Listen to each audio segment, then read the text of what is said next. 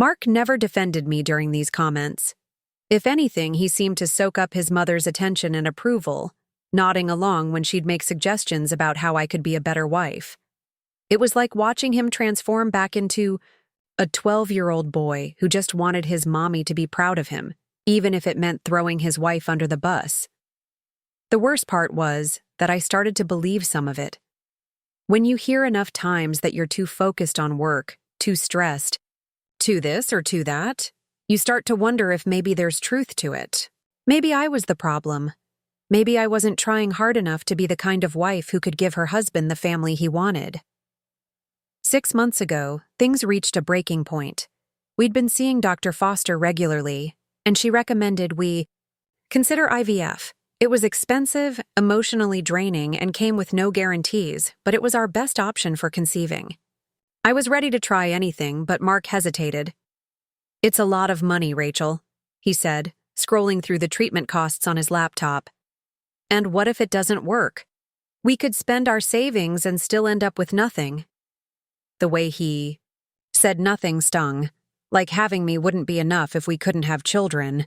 But what hurt more was the conversation I accidentally overheard between him and his mother a week later.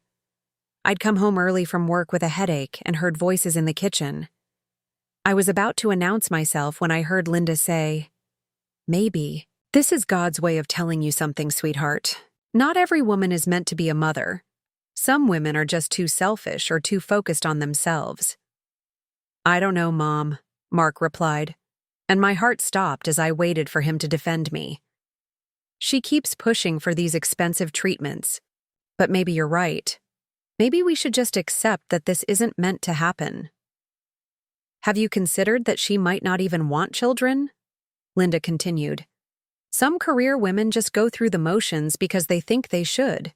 But deep down, they're too selfish to actually be mothers. Look at how she is with housework, with cooking, with taking care of you. Does that seem like someone who's ready to put a child's needs first?" I stood frozen in the hallway, waiting for Mark to tell his mother she was wrong, that she didn't know me, that I desperately wanted our children. Instead, I heard him sigh deeply. "She has been pretty focused on her job lately, and she does seem stressed all the time. Maybe the stress is why we're having problems in the first place." That conversation changed everything for me. Not just because of what they said, but because of what Mark didn't say. He didn't defend my character, my desire to be a mother, or even my right to have a career I cared about. He just sat there and let his mother paint me as a selfish, inadequate woman who was probably the reason our marriage wasn't producing the grandchildren she wanted. I retreated to our bedroom and cried quietly into my pillow, the kind of crying where you bite down on fabric so no one can hear you falling apart. When Mark came upstairs an hour later, he acted like nothing had happened. He kissed my forehead and asked about my headache, completely unaware that I'd heard him fail to defend our marriage, our partnership, and me.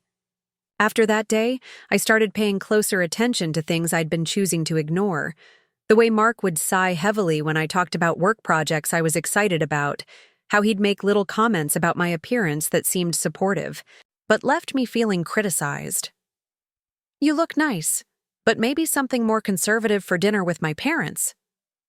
Or, "I love that you're ambitious, but remember that men need to feel needed too."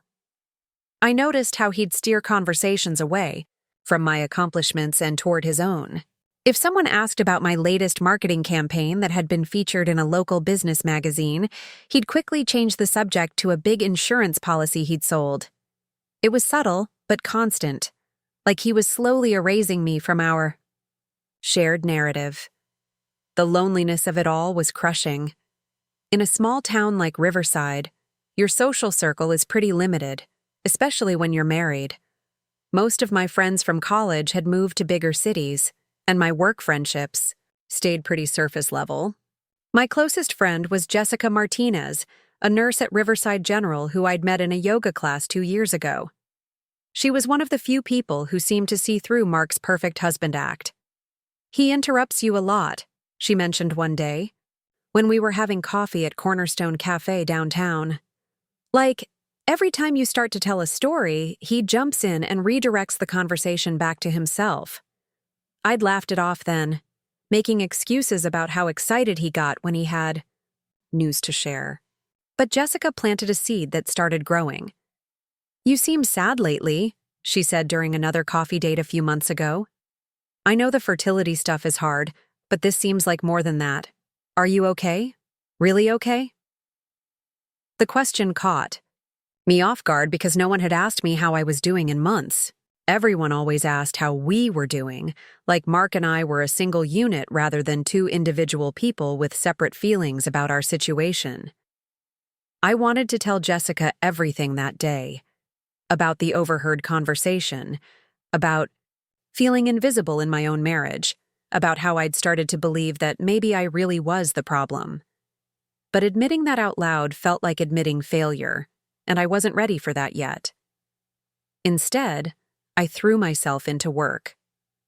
Creative Solutions had been growing steadily, and my boss, Catherine, had been giving me more responsibility.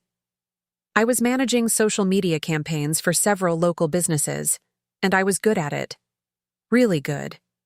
There's something satisfying about crafting messages that connect with people, about building online communities that feel authentic and engaging. It was the one area of my life where I felt competent and valued, but even that became a source of tension at home. Mark started making comments about how much time I spent on my laptop in the evenings. "Can't you turn that off when you get home? I feel like I'm competing with your phone for attention." When I tried to explain that social media management required some after-hours monitoring, he'd roll his eyes. "It's just Facebook posts, Rachel. How important can it really be?"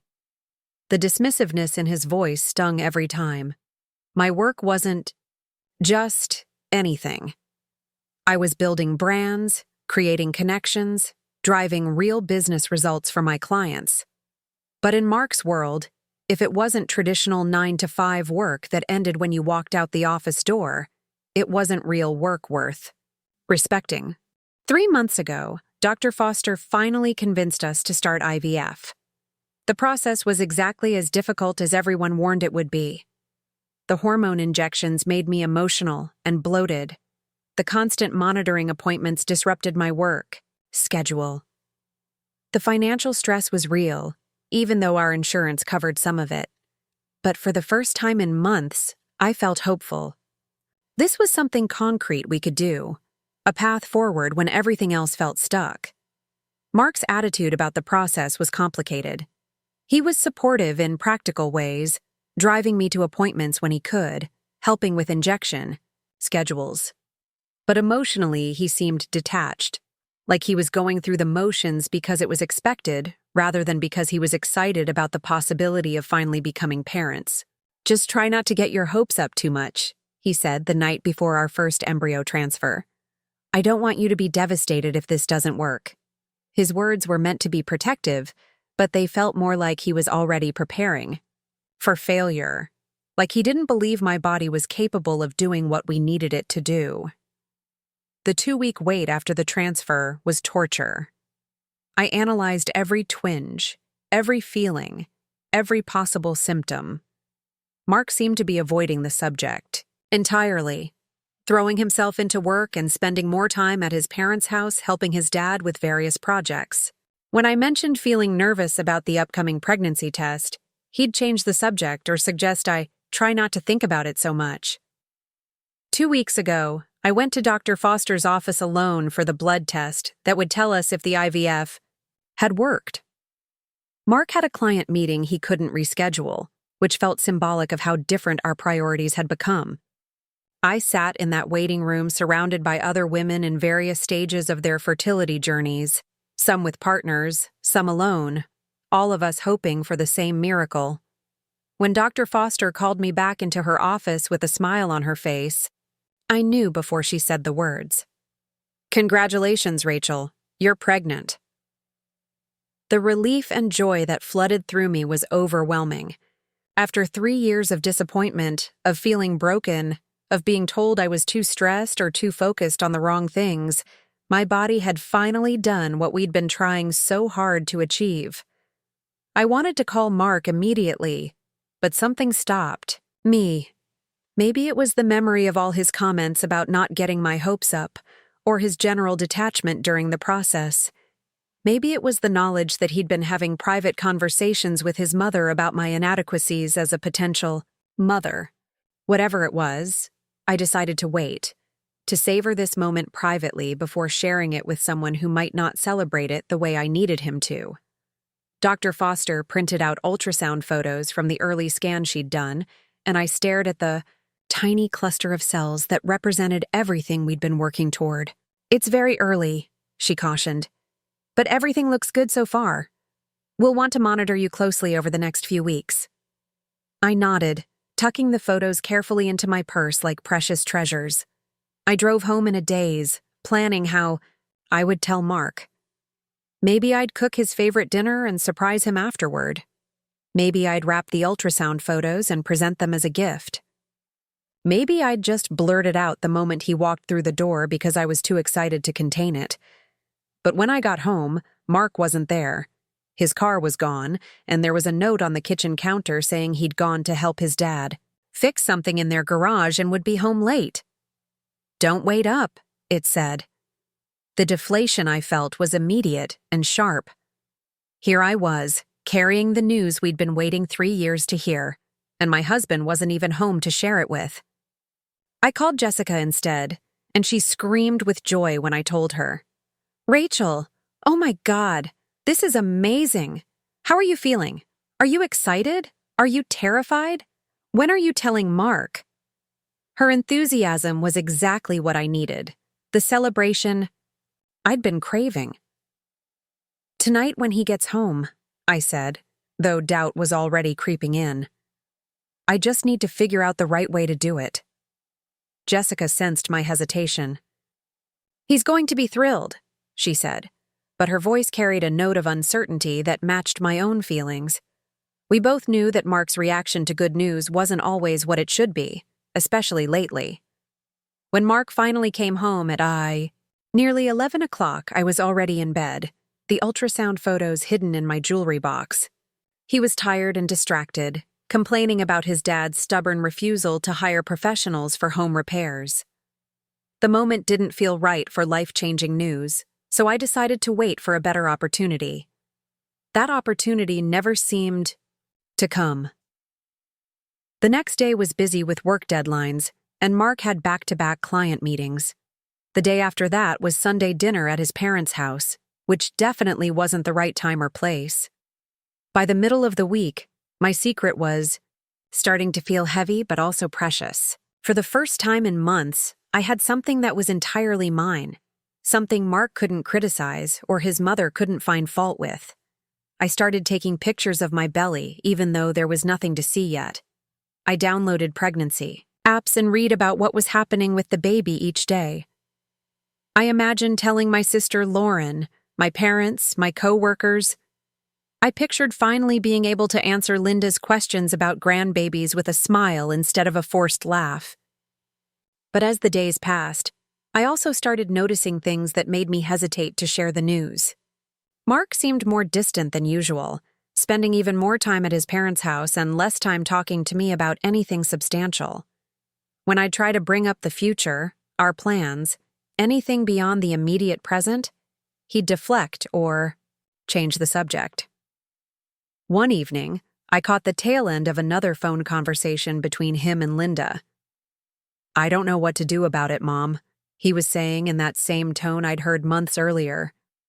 "She's just not the same person I married. Sometimes I wonder if we want the same things anymore." My blood ran cold. Here I was, carrying his child, the thing he'd claimed to want more than anything, and he was telling his mother that we didn't want the same things. What was he talking about? What had changed in his mind? I retreated to our bedroom again, my hand instinctively moving to my still flat stomach. The baby growing inside me deserved better than this uncertainty, this feeling that their father might not even want them once he knew they existed. Preparing and narrating this story took us a lot of time, so if you are enjoying it, subscribe to our channel. It means a lot to us. Now back to the story. The notification sound from my phone pierced through the quiet Tuesday morning as I stirred my coffee, still in my pajamas at 7:30 a.m. What I saw on the screen would shatter everything I thought I knew about my marriage and my mother-in-law. A missed call from Linda Thompson, followed by a text that made my blood run cold. "Rachel, honey, I'm so sorry. Mark told me everything about your situation. I understand why you've been distant. We need to talk." The irony wasn't lost. On me. 20 minutes earlier, I had been staring at the ultrasound photo hidden in my jewelry box, the secret I'd been keeping for 2 weeks, while I figured out how to surprise Mark with the news we'd been waiting 3 years to hear. Now somehow, his mother thought she knew about my situation when the situation had just completely changed. What exactly had my husband told her about me? Before we jump back in, tell us where you're tuning in from. And if this story touches you, make sure you're subscribed, because tomorrow I've saved something extra special for you. My name is Rachel Thompson, and I've spent the last 3 years of my marriage feeling like I was slowly disappearing. Not in the dramatic way you see in movies, but in the quiet, suffocating way that happens when someone you love starts chipping away at your confidence one small comment at a time. I'm 28 years old, and I work as a marketing coordinator at Creative Solutions, a small agency in downtown Riverside, Ohio. On paper, my life looks pretty normal. I have a decent job, a 2-story house on Maple Street with a white picket fence that Mark insisted we needed, and a husband who everyone in our small town thinks is just wonderful. Mark Thompson is the kind of man who coaches Little League on weekends, helps elderly neighbors with their groceries, and always remembers to bring flowers to church potlucks. He sells insurance, drives a sensible sedan, and has never forgotten our anniversary. To everyone in Riverside, we're the perfect young couple. But perfect marriages don't usually involve hiding pregnancy tests in jewelry boxes or feeling like you need to rehearse conversations with your own husband. The thing about small towns is that everyone knows everyone's business, except when they don't. And what they didn't know was that for the past 3 years, Mark and I had been trying to have a baby. What they really didn't know was how those 3 years had slowly transformed my husband into someone I barely recognized, and me into someone I barely liked. It started small, the way these things always do. When we first began trying, Mark was supportive, even excited. We'd been married for 2 years, and having kids felt like the natural next step. But as months turned into a year, and a year turned into 2, something shifted. The monthly disappointment started feeling personal to him, like my body was failing, not just me, but both of us. He never said it directly, but I could feel his frustration growing with each negative pregnancy test. "Maybe you're too stressed," he'd say when another month passed without success. "You know stress can affect fertility, right?" Or, "I read that women who exercise too much can have problems. Maybe you should skip the gym this week." Each suggestion felt reasonable on the surface, but underneath was an implication that somehow this was my fault, that I was the broken piece in our perfect life equation. The comments escalated when we finally decided to see a fertility specialist last year. Dr. Amanda Foster at Riverside Women's Health Center was kind, thorough, and reassuring. The tests showed that while my hormone levels were slightly off, everything else looked normal. Mark's tests came back perfect, which somehow made everything worse. Now there was scientific proof that I was the problem, even though Dr. Foster explained that fertility issues are complex and rarely about one person being broken. But Mark latched onto those test results like they vindicated something he'd been thinking all along. The suggestions became more pointed. "Dr. Foster said you need to relax more. Maybe you should quit that stressful job."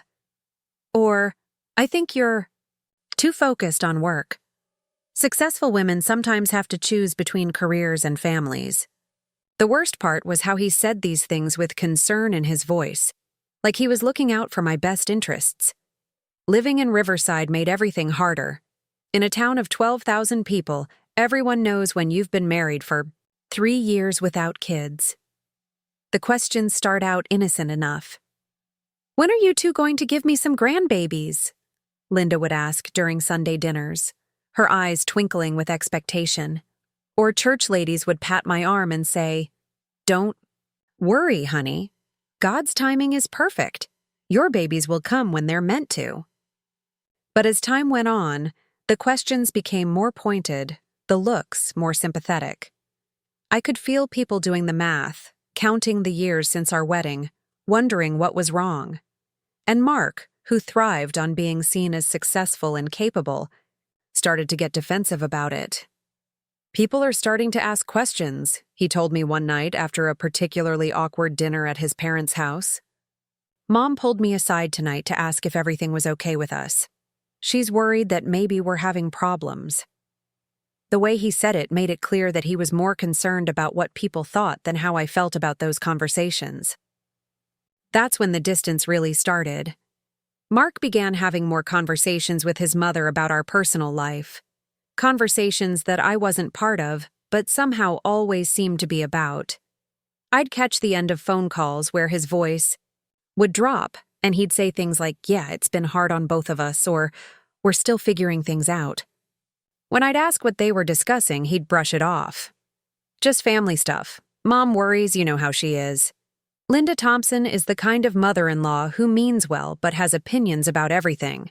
She taught 3rd grade for 30 years before retiring, and she never really turned off that teacher voice that made you feel like you weren't quite measuring up. She'd make comments about my cooking, my housekeeping, my career choices, always wrapped in concern. "Oh, honey, store-bought bread is fine, but homemade is so much better for a family." Or, "I know your job is important to you, but Mark works so hard, he deserves to come home to a wife who can focus on him." I started to dread Sunday dinners at their house on Oak Avenue. Linda would fuss over Mark, making all his favorite foods, and asking detailed questions about his work, while barely acknowledging my presence beyond critiquing something about my appearance or choices. "Rachel, sweetheart, have you been eating enough? You look thin. Men don't like women who are too skinny, you know." Or, "That's an interesting outfit choice. I suppose the younger generation has different ideas about what's appropriate for church." For the first time since Dr. Foster had given me the good news, I felt scared instead of excited. That's when I decided to document everything. I started taking screenshots of sweet pregnancy milestone posts I found online and saving them to a private folder on my phone. I researched the best ways to announce pregnancies on social media, looking at hundreds of creative reveal ideas. I told myself I was just planning ahead, getting ready for when the time felt right to share our news. But deep down, I think I was building evidence. Evidence that I was excited about this baby, that I wanted to be a mother, that I was already thinking about and planning for our child's future. Because something in my gut told me that I might need proof of those things someday. The morning I got Linda's text message, I had been sitting at my kitchen table in my favorite oversized sweater and leggings, finally working up the courage to tell Mark about the pregnancy that night. I'd planned a special dinner, bought his favorite wine for him and sparkling cider for me, and rehearsed what I would say. I was going to tell him how grateful I was for his patience during the fertility process, how excited I was about our future as parents, how much I loved him. But Linda's message changed everything in an instant. "Rachel, honey, I'm so sorry. Mark told me everything about your situation. I understand why you've been distant. We need to talk." My hands shook as I read the words over and over. What situation? What had Mark told her? And why was she sorry? The only situation I could think of was my pregnancy, but that didn't make sense. Why would she be sorry about that? And how could Mark have told her when I hadn't even told him yet? Unless he'd found out somehow. Unless he'd seen something, overheard something, figured it out on his own. But then why wouldn't he have said anything to me? Why would he tell his mother before talking to his wife? My mind raced through possibilities, each one worse than the last. Maybe he'd seen the pregnancy apps on my phone. Maybe he'd found the ultrasound photos in my jewelry box. Maybe Dr. Foster's office had called and he'd answered. But none of those scenarios explained why Linda would be sorry, or why she thought I'd been distant. I tried calling Mark, but it went straight to voicemail. His office said he was in meetings all day and couldn't be disturbed. I sat at my kitchen table, staring at Linda's message, my coffee growing cold as my world tilted off its axis. At lunch time, I couldn't take it anymore. I drove to Linda and Frank Thompson's house on Oak Avenue, my heart pounding as I knocked on the door I'd walked through hundreds of times as Mark's wife. Linda answered with red-rimmed eyes and immediately pulled me into a hug that felt more like a sympathy embrace than a greeting. "Oh, sweetheart," she said, her voice thick with emotion. "I'm so glad you came. Mark told me you might not want to talk about it, but I couldn't just pretend I didn't know." She led me into her living room, the same room where I'd endured countless Sunday dinners and holiday celebrations, and gestured for me to sit on the floral couch I'd never particularly liked. "Linda," I said carefully, "I'm not sure what Mark told you, but maybe there's been a misunderstanding." My voice sounded strange, to my own ears, like I was reading lines from a script I'd never seen before. She sat down across from me, her hands folded in her lap, her teacher voice gentle but firm. "Honey, you don't have to pretend with me. Mark told me about your fertility problems, about how the treatments haven't been working, about how you've been struggling with depression and resentment about the whole situation." I blinked, certain I'd misheard her. "I'm sorry. What?" "He explained how hard this has been on your marriage," she continued, her voice growing stronger as she settled into what seemed like a prepared speech. "How you've been blaming him for your problems, how you've become distant and angry, how you've been refusing to consider other options like adoption because you're too fixated on having biological children." Each word hit me like a physical blow. None of it was true. None of it even resembled the truth. I wasn't struggling with depression or resentment. I wasn't blaming Mark for anything. I hadn't been distant and angry, and we'd never even discussed adoption. And most importantly, the fertility treatments had worked.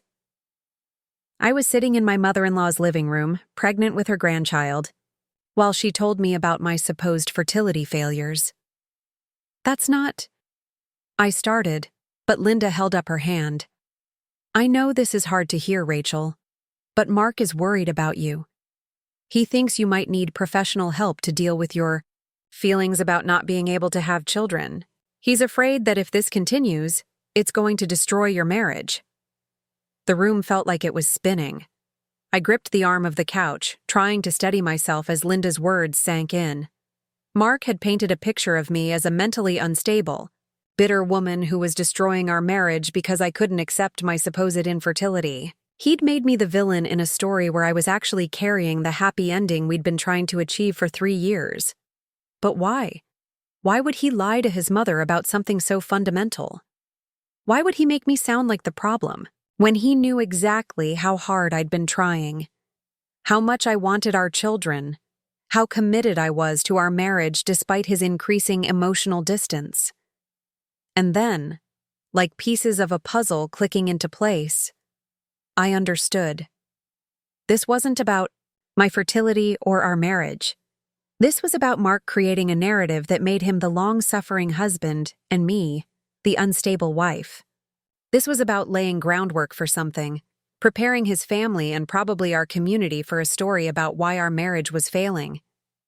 "Linda," I said, my voice steadier than I felt, "there's something I need to tell you."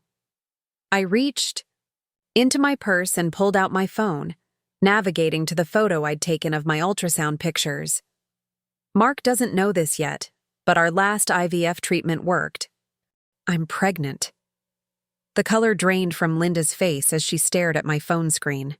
The ultrasound image was clear enough, dated just 2 weeks ago, showing the tiny cluster of cells that would become her grandchild. She looked from the phone to my face and back again, her mouth opening and closing without sound. "That's impossible," she finally whispered. "Mark said. He told me that the doctors said." She trailed off, the weight of her son's lies settling over both of us. "The doctor said everything looks good," I replied, taking my phone back and looking at the picture that had brought me so much joy just hours earlier. "I found out 2 weeks ago. I was planning to tell Mark tonight." Linda's face went through a series of expressions: confusion, realization, anger, and finally something that looked like shame. "He lied to me," she said, and it wasn't a question. My son lied to me about his wife, his marriage, and now his own child. We sat in silence for a moment, both processing the implications of Mark's deception. I felt oddly calm, like the pieces of a puzzle I'd been struggling with for months were finally coming together to form a clear picture. This wasn't about fertility or stress or my supposed inadequacies as a wife. This was about Mark systematically undermining me, creating a false narrative that positioned him as the victim and me as the problem. "Rachel," Linda said finally, her voice small and uncertain, "I owe you an enormous apology. I've said terrible things about you, believed terrible things about you, based on lies my son told me." Her eyes filled with tears. "I've been a terrible mother-in-law, haven't I?" The question hung between us, and I realized I had a choice to make. I could comfort her, minimize the damage she'd done, make this easier for everyone involved. Or I could tell her the truth about how her comments and attitudes had affected me, how they'd contributed to the isolation and self-doubt I'd been feeling. "Yes," I said quietly. "You have been. But so has your son." Linda nodded, fresh tears spilling down her cheeks. "What are you going to do?" It was a good question. What was I going to do? Confront Mark about his lies? Demand an explanation for why he'd been systematically destroying my reputation with his family? Try to repair a marriage that I was beginning to realize might be beyond saving? Or something else entirely? Something that would require careful planning and strategic thinking. Something that would ensure my child and I were protected from whatever game Mark had been playing. "I'm going to think about it," I told Linda, standing up from the couch. "But first, I need to understand exactly what Mark has told you, and when, and who else he might have been talking to."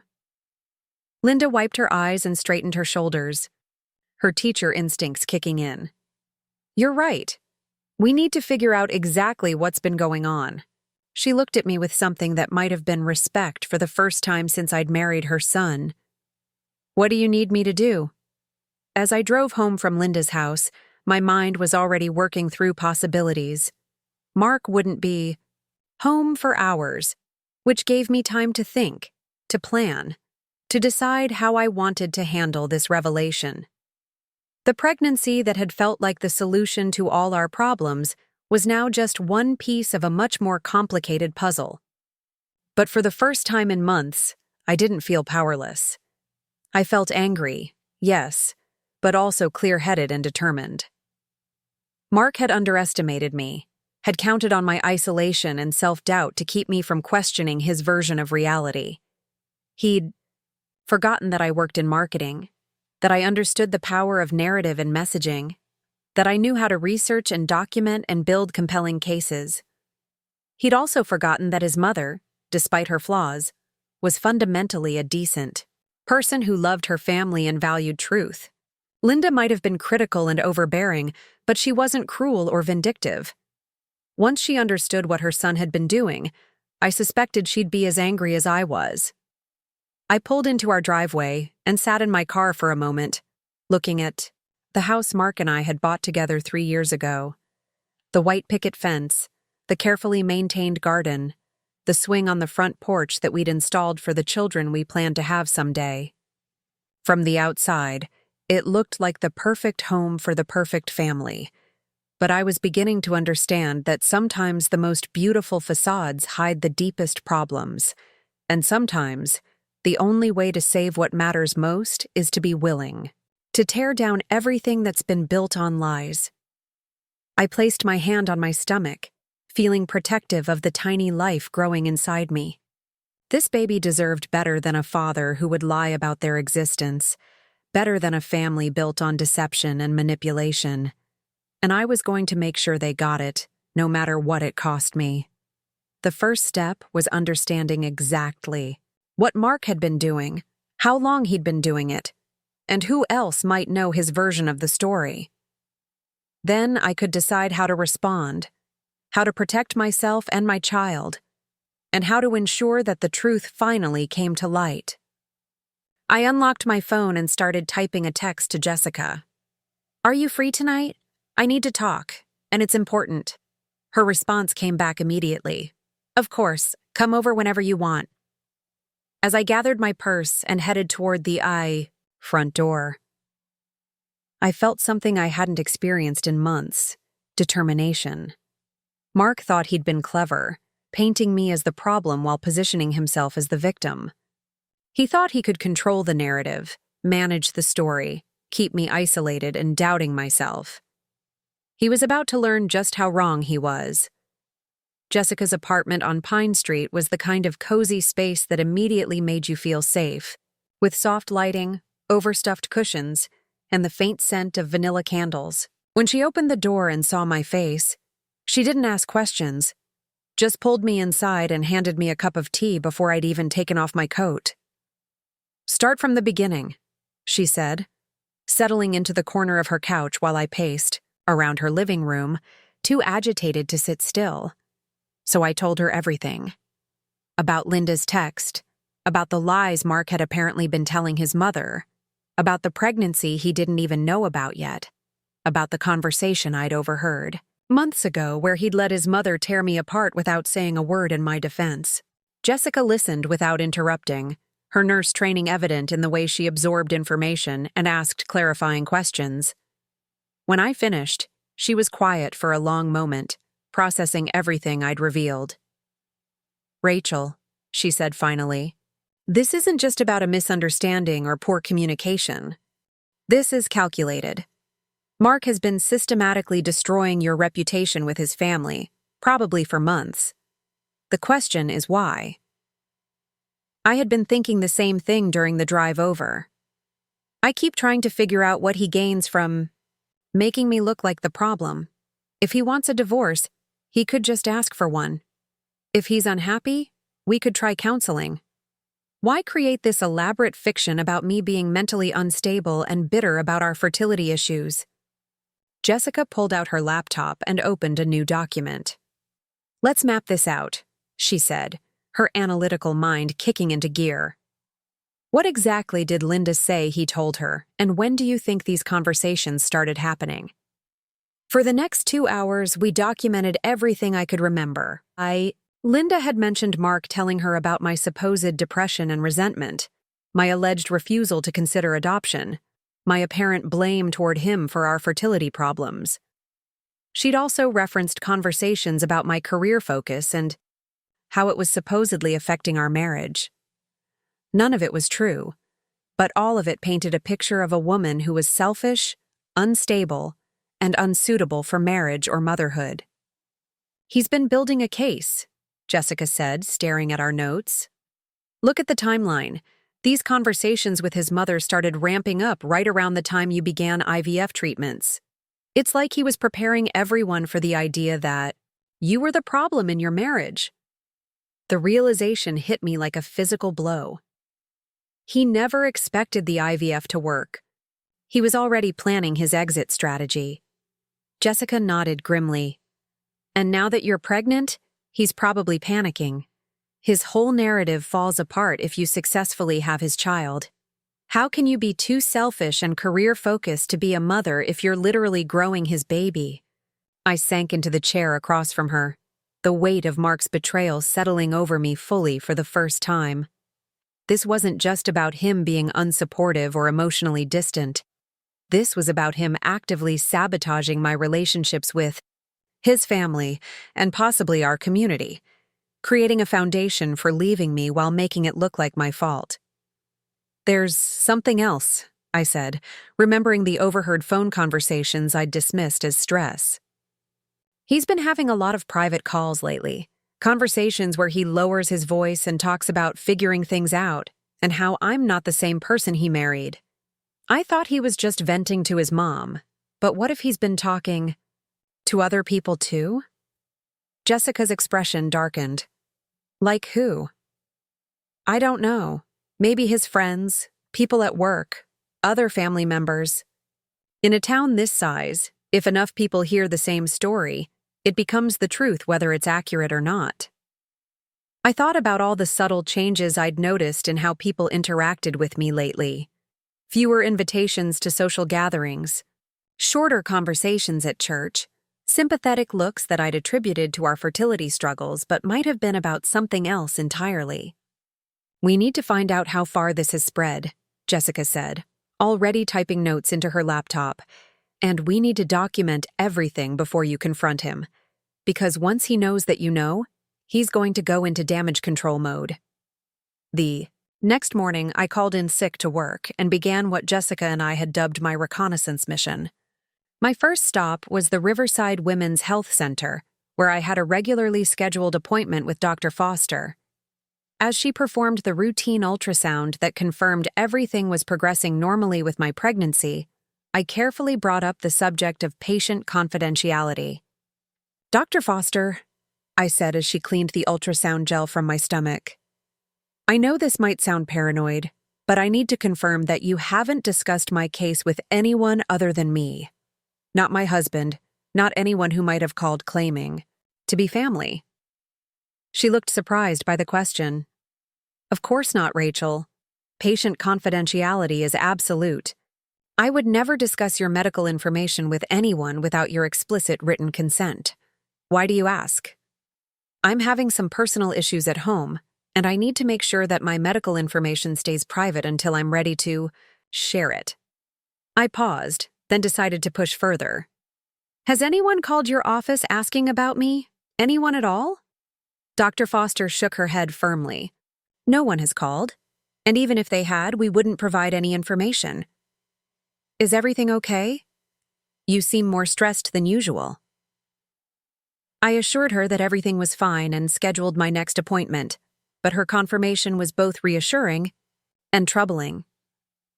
If Mark hadn't learned about my pregnancy from my medical team, and I was certain I hadn't left any obvious clues around the house, then where had his story to his mother come from?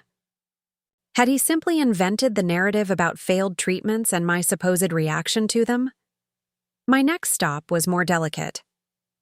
I drove to the elementary school where Linda had taught for 30 years, hoping to catch her former colleague and close friend, Margaret Chen, during her lunch break. Margaret had been like a second mother to Mark growing up, and I suspected that if Linda had shared Mark's stories about our marriage, Margaret would be one of the first people she'd confide in. I found Margaret in the school's faculty lounge, grading papers with the focused intensity I remembered from my own elementary school days. When she looked up and saw me, her expression immediately shifted to one of concerned sympathy. "Oh, Rachel, honey," she said, setting down her red pen and reaching for my hands. "How are you holding up? Linda told me about everything you've been going through." My heart sank. What exactly did she tell you? Margaret's face showed surprise at my direct question. Well, about your fertility treatments not working and how it's been affecting your mental health. She's so worried about you and Mark. She squeezed my hands gently. I want you to know that there's no shame in getting professional help when you're struggling. Depression is so common with fertility issues. I forced myself to smile and nod, even as anger burned in my chest. Thank you for your concern, Margaret. I'm actually doing much better now. Things have changed recently. Oh, I'm so glad to hear that, she said, genuine relief in her voice. Linda was so worried after Mark told her about your breakdown last month. My breakdown. I kept my expression neutral even as my mind raced. Yes, well, I'm working through it, I managed to say. I should let you get back to your grading. As I walked back to my car, I documented Margaret's comments in the Notes app on my phone. Mark had apparently told his mother that I'd had some kind of breakdown, which she'd then shared with her closest friend. The story was spreading exactly as I'd feared. creating a network of people who believed I was mentally unstable and struggling with infertility-related depression. My third stop was the most difficult. I drove to Riverside Insurance, the small firm where Mark had worked for the past 5 years. His boss, Tom Patterson, was a family friend who'd known Mark since high school. If Mark was preparing to leave me, he might have confided in Tom about his marital problems, especially if he was worried about how a divorce might affect his professional reputation in our small town. I'd brought Tom homemade cookies several times over the years, so my appearance at his office didn't seem unusual. His secretary, a sweet woman named Carol, immediately invited me to wait in Tom's office while she went to get him from a meeting. "Rachel!" Tom boomed when he entered, his genuine warmth making me feel guilty for my deceptive purpose. "What?" A nice surprise. "How are you and Mark doing?" "We're hanging in there," I said, watching his face carefully for any change in expression. "You know how it is with all the stress we've been under lately." Tom's face immediately shifted to a more serious expression. "I can imagine." Mark's mentioned how difficult things have been at home. I told him to take whatever time he needs. That family comes first. My pulse quickened. "That's very understanding of you. What kind of time off is he thinking about?" "Well, he said you might need some intensive treatment, possibly at a facility in Columbus.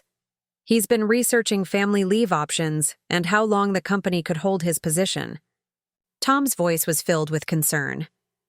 "I hope you're getting the help you need, Rachel. Mental health is nothing to be ashamed of." I managed to maintain my composure until I was back in my car, but then the full implications of what Tom had revealed hit me like a truck. Mark hadn't just been telling people I was struggling with depression. He'd been researching leave options for my supposed need for inpatient mental health treatment. He was building a foundation not just for leaving me, but for having me committed. The drive home was a blur of anger and fear. I called Jessica from my car, my voice shaking as I told her what I'd discovered. "He's been planning this for months," I said, pulling into an empty parking lot because my hands were trembling too much to drive safely. "He's not just trying to make me look bad, Jessica. He's trying to make me look crazy. Unstable enough that people would understand if he had to have me hospitalized." "Rachel, listen to me." Jessica's voice was calm but urgent. "You need to come to my apartment right now. We need to document everything you've learned today, and we need to start building your defense before he makes his next move." "What? If he's already making his next move? What if he comes home tonight and tries to have me committed based on all these lies he's been telling?" "He can't just have you committed without evidence of immediate danger to yourself or others," Jessica assured me. "But you're right that he's building toward something. The question is whether he's planning to use this as grounds for divorce, or if he's thinking about something more drastic." I drove to Jessica's apartment on autopilot, my mind spinning through everything I'd learned. Mark had told his mother I was depressed and resentful about our fertility issues. He'd told her I'd had some kind of breakdown. He'd told his boss I might need inpatient treatment, and none of it was true. But what made it even more sinister was the timing. All of these conversations had apparently intensified right around the time we started IVF, when I was most vulnerable and distracted by the emotional and physical demands of the treatment. While I'd been focused on getting pregnant, Mark had been systematically destroying my reputation and laying groundwork for what looked like a plan to either leave me or have me declared mentally incompetent. At Jessica's apartment, we spread all my notes across her dining room table and began mapping out a timeline. The pattern was clear and deliberate. Mark had started with subtle comments to his mother about my stress levels and career focus. Then, he'd escalated to claims about depression and resentment. Most recently, he'd invented a supposed breakdown and begun researching options for my treatment. "Look at this progression," Jessica said, pointing to our timeline. "He's been building a case that you're getting progressively worse, that you're becoming a danger to yourself or unable to function. If he continues this pattern, his next step might be claiming that you're having some kind of psychotic break." The thought made my blood run cold. But why? Even if he wants to leave me, why go to these extremes? Why not just ask for a divorce? Like a normal person? Jessica was quiet for a moment, considering the question. What if this isn't about wanting to leave you? What if this is about wanting to keep everything you've built together while getting rid of you? What do you mean? Think about it. You said you work in marketing, that you're good at your job. You probably contribute significantly to your household income. If he divorces you normally, he'd have to split assets, possibly pay alimony, deal with custody if you have children. Jessica's eyes widened as she spoke. But if you're declared mentally incompetent, he could potentially gain control of your assets, your income, everything, while positioning himself as the long-suffering husband who's trying to care for his sick wife. The pieces clicked into place with horrifying clarity. This wasn't about Mark wanting to leave me. This was about Mark wanting to control me completely while maintaining his reputation as a devoted husband dealing with his wife's mental illness. And now I'm pregnant, I said slowly. If his plan works, he gets everything. The house, my income, control of our child, and everyone's sympathy for being such a dedicated husband and father. We sat in stunned silence for a moment, the full scope of Mark's betrayal settling over us. This wasn't just marital discord or poor communication. This was a calculated attack on my autonomy, my reputation, and my future. We need help, Jessica said finally. This is beyond what we can handle on our own. You need legal advice, and you need it fast. I don't even know where to start. I've never needed a lawyer before. I might know someone, Jessica said, reaching for her phone. My cousin works as a paralegal in Columbus. She's always talking about the family law attorney she works for, how good she is with complicated cases. Let me see if she can get you a consultation. While Jessica made calls, I stared at our documentation of Mark's lies and manipulation. For months, I'd been doubting myself, wondering if I really was too stressed, too career-focused, too something to be a good wife and mother. I'd internalized his criticism and his family's disapproval, believing that maybe I was the problem in our marriage. But seeing it all laid out in black and white, the systematic nature of his deception was undeniable. This wasn't about my shortcomings as a wife. This was about Mark methodically creating a false narrative that would allow him to control me while maintaining his reputation and social standing. Jessica finished her call and turned back to me with a mixture of good news and urgency. My cousin talked to her boss, attorney Sarah Mitchell. She's agreed to see you tomorrow morning, but she said you need to be very careful between now and then. Don't confront Mark about any of this until you've talked to her. Don't give him any reason to escalate his timeline. What am I supposed to do when he comes home tonight? Pretend everything is normal? Yes, exactly that. Be the wife he expects you to be until we understand your legal options. Can you do that? I thought about it, imagining sitting across from Mark at dinner, making small talk about our days while knowing what he'd been doing behind my back. The idea made me sick, but I also felt a strange sense of power in knowing something he didn't know I knew. I can do it, I said. But I want to be recording these conversations. If he's building a case against me, I need to start building one against him.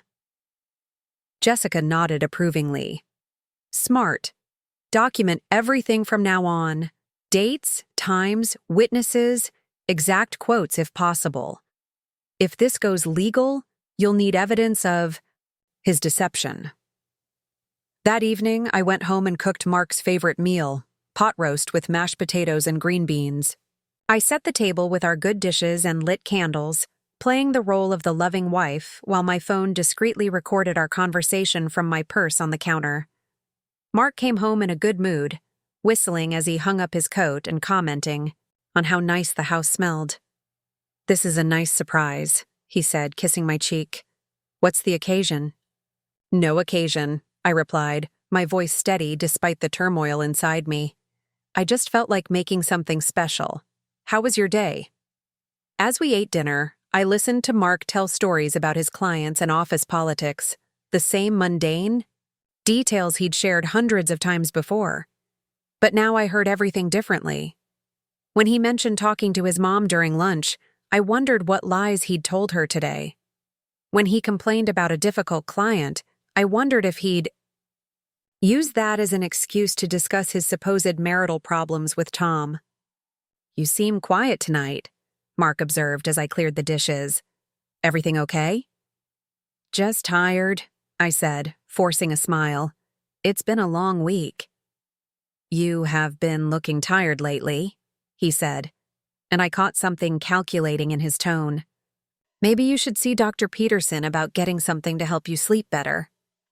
Dr. Peterson was our family physician, and I realized Mark was probably hoping I'd get prescribed something for anxiety or depression that he could point to as evidence of my deteriorating mental state. "I'm fine," I said firmly. "Just need to get better about going to bed earlier." "If you say so," Mark replied, but I could see him filing away my refusal to seek medical help as another data point in whatever narrative he was building. After dinner, Mark settled in front of the television while I cleaned the kitchen, my mind racing as I planned my next steps. Tomorrow I'd meet with the attorney and hopefully get clarity on my legal options, but tonight I needed to gather more information about the extent of Mark's deception.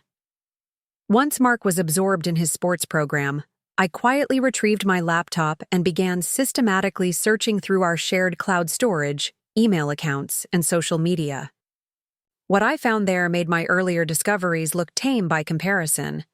In Mark's email drafts folder, I found correspondence he'd been preparing but hadn't sent yet, messages to his brother Kevin about Rachel's situation getting worse and his need for family support during this difficult time, draft emails to our mutual friends explaining that I'd been struggling with depression and that he might need to step back from social activities to focus on getting me help. But the most damning evidence was in his search history.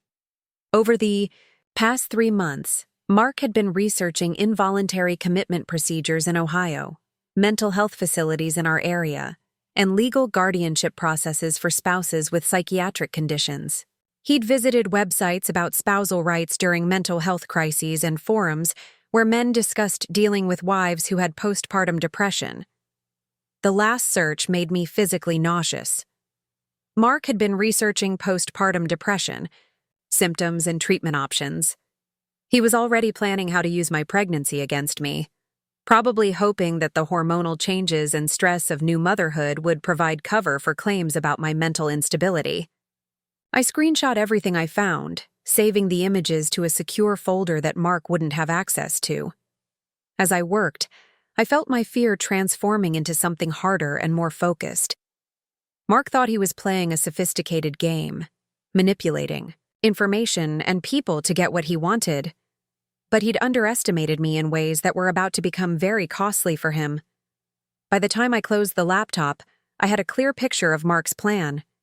He intended to use my pregnancy as a catalyst for claims about postpartum mental health issues. He'd probably wait until after the baby was born, when I'd be most vulnerable physically and emotionally, then escalate his narrative about my instability.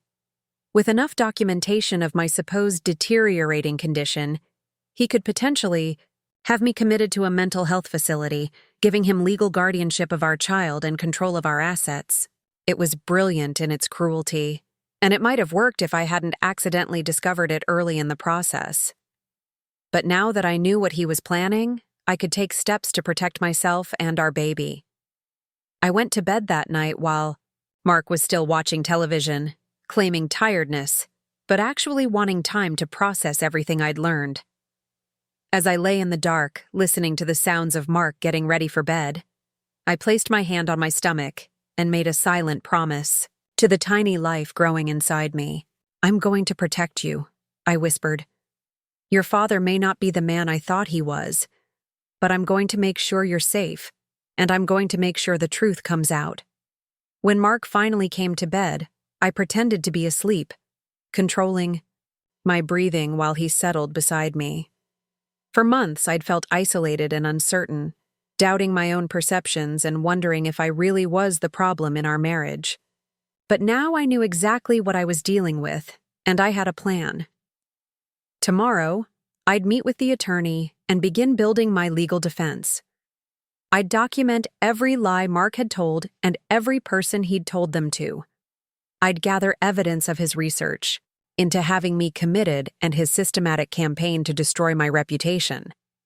But tonight, I lay in bed next to the man who was trying to destroy my life, and I felt something I hadn't experienced in months: complete clarity about who I was and what I needed to do. Mark had made one crucial mistake in his careful planning. He'd assumed I would remain passive and isolated, that I wouldn't fight back or seek help. He'd counted on my pregnancy making me more vulnerable and dependent, not realizing that becoming a mother would actually make me fiercer and more determined than I'd ever been in my life. As Mark's breathing settled into the rhythm of sleep beside me, I started mentally composing the list of people I needed to contact and evidence I needed to gather. Jessica had been right. This was war. But it was a war Mark had started without. Realizing that his supposedly weak and unstable opponent had skills and resources he'd never bothered to acknowledge. I'd spent 3 years in marketing, learning how to craft compelling narratives and build strategic campaigns. I understood the power of documentation, the importance of timing, and the value of controlling your own story. Most importantly, I understood that in any battle for hearts and minds, truth was the most powerful weapon available. Mark thought he'd been clever, building his case slowly and carefully while keeping me in the dark. But he'd forgotten that some of the best strategies involve letting your opponent think they're winning until it's too late for them to change course. Tomorrow, my counterattack would begin, and unlike Mark's campaign of lies and manipulation, mine would be built on something he'd forgotten the value of: the truth. Attorney Sarah Mitchell's office was located in a renovated Victorian house in downtown Columbus, the kind of place that felt both professional and welcoming. As I sat in the waiting room at 9 o'clock sharp, clutching a folder filled with my evidence, I tried to calm my nerves by studying the diplomas and awards covering the walls. Jessica's cousin had been right about Sarah's credentials. She was clearly someone who knew how to handle complex family law cases. When Sarah emerged from her office to greet me, I was struck by her presence. She was probably in her early 40s, with steel gray hair pulled back in a neat bun and eyes that seemed to see everything. Her handshake was firm, her voice warm, but businesslike. "Mrs. Thompson, please come in. I understand you're dealing with a rather unusual situation." Sarah's office was lined with legal books and had large windows overlooking a small garden. She gestured for me to sit in one of 2 comfortable chairs arranged near her desk, then settled across from me with a legal pad and pen. "Before we begin," she said, "I want you to understand that everything you tell me is confidential.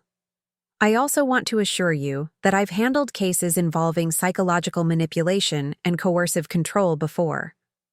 You're not alone in this, and what you're describing is more common than you might think." I felt some of the tension leave my shoulders at her words. For months, I'd felt like I was going crazy, unable to trust my own perceptions. Having a professional validate that psychological manipulation was real and recognizable was enormously reassuring. I started from the beginning, walking Sarah through the timeline of Mark's behavior and the systematic nature of his lies. She took notes continuously, occasionally asking clarifying questions about dates, witnesses, or specific statements. When I reached the part about finding his research into involuntary commitment procedures, her expression hardened. "That's deeply concerning," she said, setting down her pen. "In Ohio, involuntary commitment requires evidence of immediate danger to self or others, but there have been cases where manipulative spouses have manufactured such evidence. The fact that he's researching the process suggests he's considering that option. Is there anything I can do to protect myself legally? I mean, besides documenting everything?" Sarah leaned back in her chair, considering my question. "There are several steps we can take immediately. First, I'd recommend getting a comprehensive psychological evaluation from a neutral third party. This will establish your current mental state and provide baseline documentation of your competency. Second, we need to secure your financial assets and ensure Mark can't make unilateral decisions about your property or medical care. She pulled out a different legal pad and began making notes. I'm also going to recommend that you begin working with a private investigator. If Mark has been this systematic in his deception with family and friends, there may be other aspects of his plan that you haven't discovered yet. The idea of hiring a private investigator felt surreal, like something from a movie rather than my real life. But I was beginning to understand that my real life had become something I wouldn't have recognized 6 months ago. "What about my pregnancy?" I asked. "I'm still planning to tell Mark about the baby, but now I'm terrified about how he might use it against me." "That's actually something we need to discuss carefully," Sarah said. "On one hand, delaying the announcement gives you more time to build your legal protections. On the other hand, if he discovers it on his own, the delay could be used to support claims about your mental state or decision-making capacity." She tapped her pen against her legal pad thoughtfully.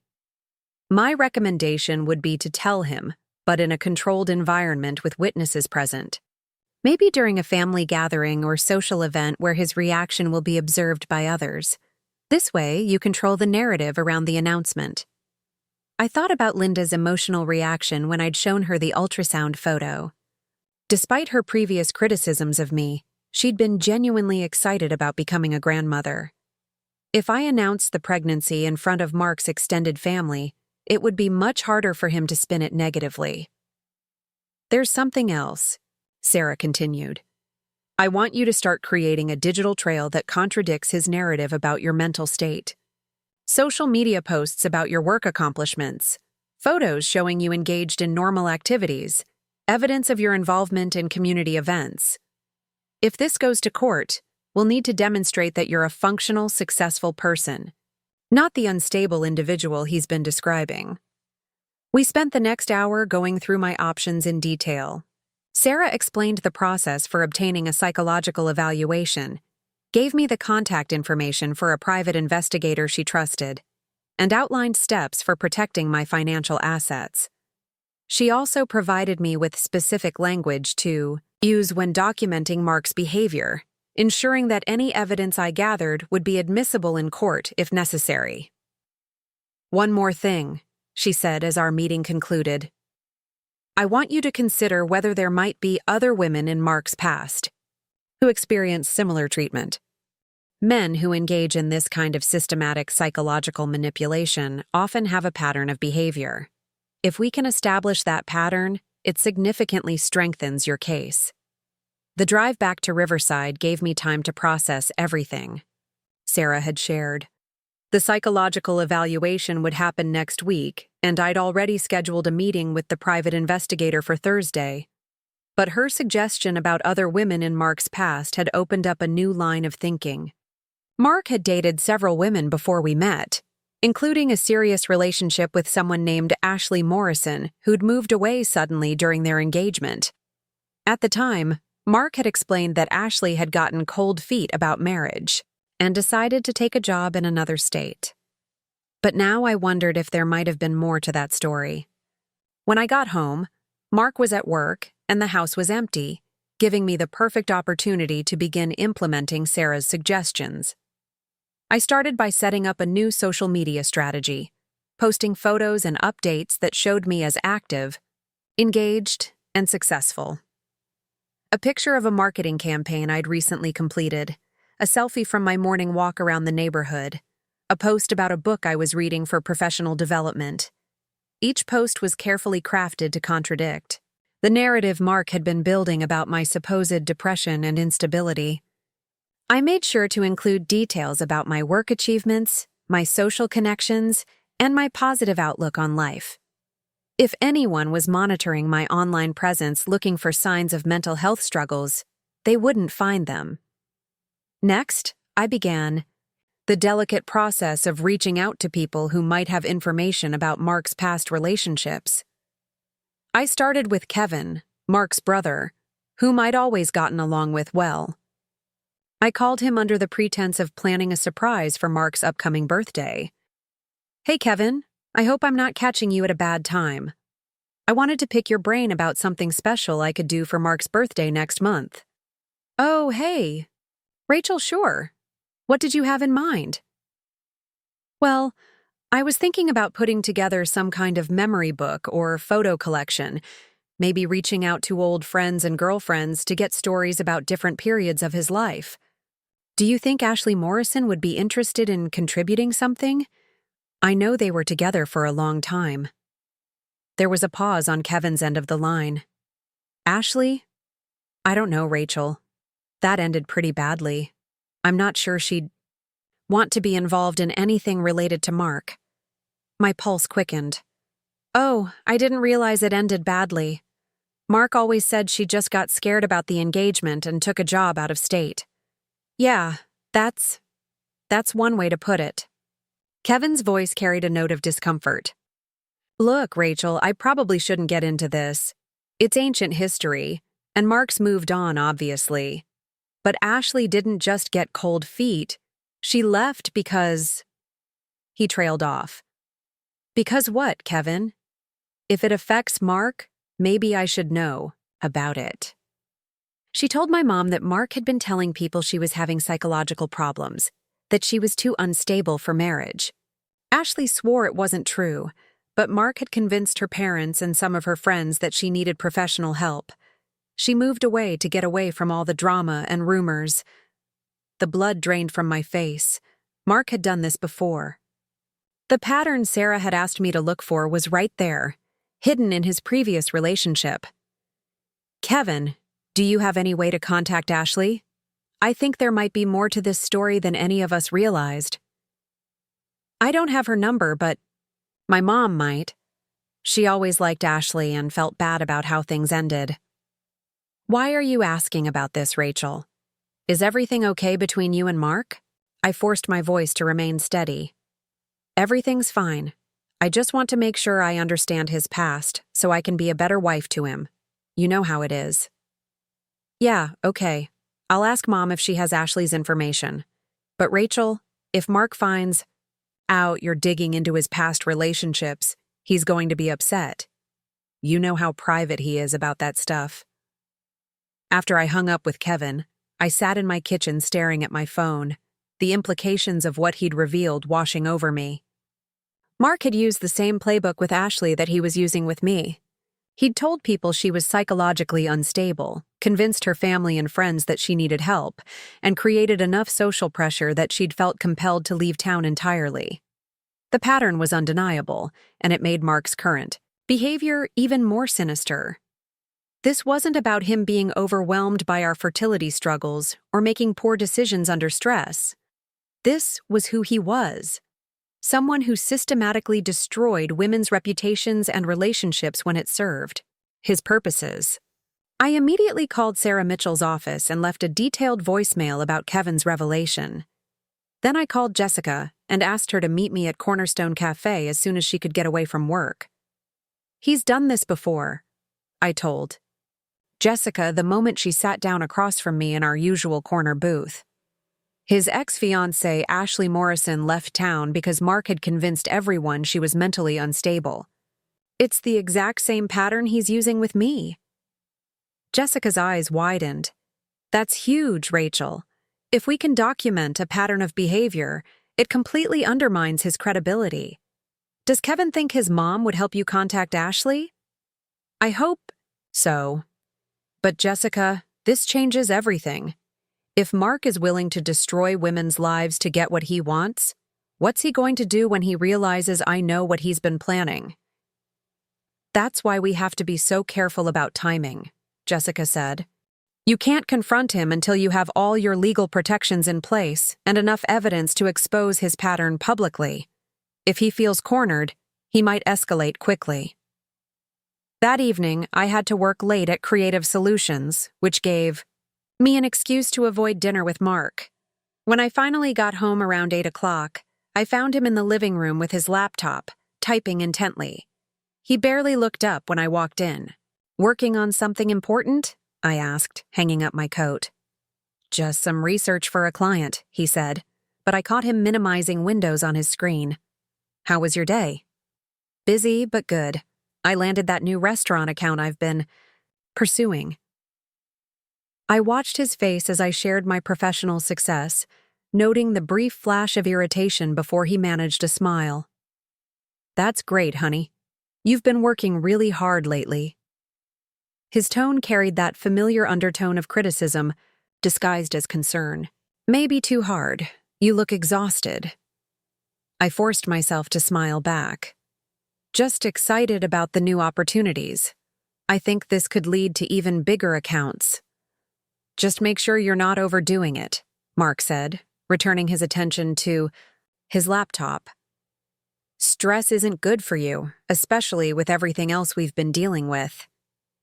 I murmured agreement and went to the kitchen to heat up leftovers, but my mind was racing. Mark's dismissive reaction to my professional achievement was another piece of evidence for my growing file. Every interaction now felt like a chess match, with both of us carefully choosing our words and monitoring the other's reactions. The next morning brought a text from Kevin with a phone number and a message. "Mom found Ashley's info. She lives in Portland now. Please be careful with this, Rachel." I waited until my lunch break to call Ashley, my hands shaking as I dialed the number. When a woman's voice answered, I took a deep breath and dove in. "Hi, this is Rachel Thompson. I'm married to Mark Thompson from Riverside, Ohio. I think you used to know him." There was a long pause. "Is this some kind of joke?" "No, I'm serious. I need to ask you about your relationship with Mark, specifically about how it ended. I think he might be doing something similar to what he did to you." Another pause. Then Ashley's voice came back stronger.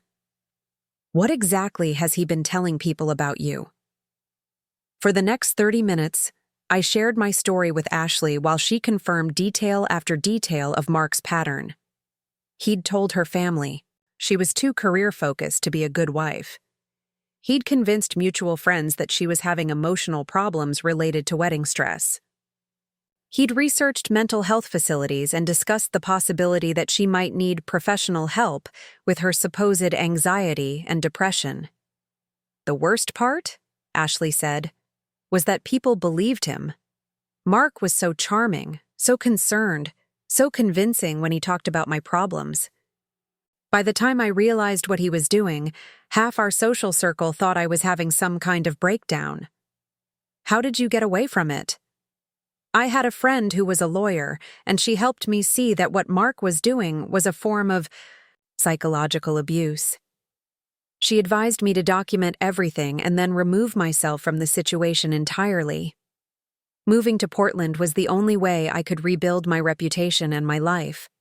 Ashley agreed to provide a written statement about her experiences with Mark, detailing the specific lies he'd told and the impact they'd had on her relationships and reputation. She also gave me the contact information for 2 other women who'd dated Mark in college and had similar experiences, though to a lesser degree. "Rachel," Ashley said before we hung up, "I want you to know that you're not crazy. Mark is very good at making women doubt their own perceptions and blame themselves for his behavior. The fact that you recognized the pattern and reached out for help shows incredible strength." That afternoon, I met with the private investigator Sarah had recommended, a former police detective named Maria Santos, who specialized in cases involving domestic manipulation and coercive control. Maria was probably in her 50s, with graying hair and the kind of direct manner that inspired confidence. "I've reviewed the preliminary information your attorney sent over," Maria said as we sat in her small but efficient office. "Your husband's behavior fits a classic pattern of psychological manipulation, designed to isolate and discredit the victim. The fact that he's done this before makes the case much stronger." Maria explained that she would conduct a comprehensive investigation into Mark's background, including his financial activities, his communications with various people in our community, and any other evidence of manipulative behavior. She would also help me document his current activities in ways that would be admissible in court. I'm particularly interested in his research into mental health facilities and commitment procedures, she said. If we can prove he was planning to have you involuntarily committed based on false information, that's conspiracy and could result in serious legal consequences for him. We discussed surveillance options, digital forensics, and strategies for gathering information without alerting Mark to our investigation. Maria assured me that everything would be conducted legally and professionally, with careful attention to protecting my safety and building a solid case. One thing I want to stress, Maria said as our meeting concluded, is that you're in potential danger as long as Mark believes his plan is working. Men who engage in this level of manipulation often escalate when they feel their control slipping. We need to move quickly, but carefully. On the drive back to Riverside, I called Sarah Mitchell to update her on my conversations with Ashley and my meeting with Maria. She was encouraged by the evidence we were gathering, but echoed Maria's concerns about timing and safety. I think it's time to announce your pregnancy, Sarah said. Waiting longer might give Mark more time to solidify his narrative about your mental state. But I want you to do it in a very public, very controlled way that makes it impossible for him to spin negatively. We discussed options for the announcement. Sarah suggested hosting a family gathering ostensibly for another purpose, then revealing the pregnancy in front of multiple witnesses who could testify to my demeanor and Mark's reaction. The goal was to create a public record of my stability and excitement about becoming a mother, while also observing how Mark handled unexpected news. What about this weekend? I suggested. Mark's parents are hosting their annual barbecue for his father's birthday. All the extended family will be there, plus neighbors and family friends. It would be the perfect audience. That's an excellent idea, Sarah agreed. Just make sure you have your phone recording audio, and if possible, ask Jessica or someone else you trust to take photos and video of the announcement. We want as much documentation as possible. That evening, I began preparing for what would essentially be a performance.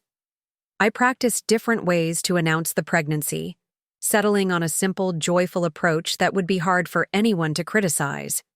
I also planned my outfit carefully, choosing something that made me look healthy and put together, contradicting any narrative about depression or instability. Mark seemed unusually tense when he came home from work, spending most of the evening on his phone and laptop. I caught glimpses of him researching something that looked like legal documents, but I didn't push to see what he was working on. The less suspicious he was of my activities, the better.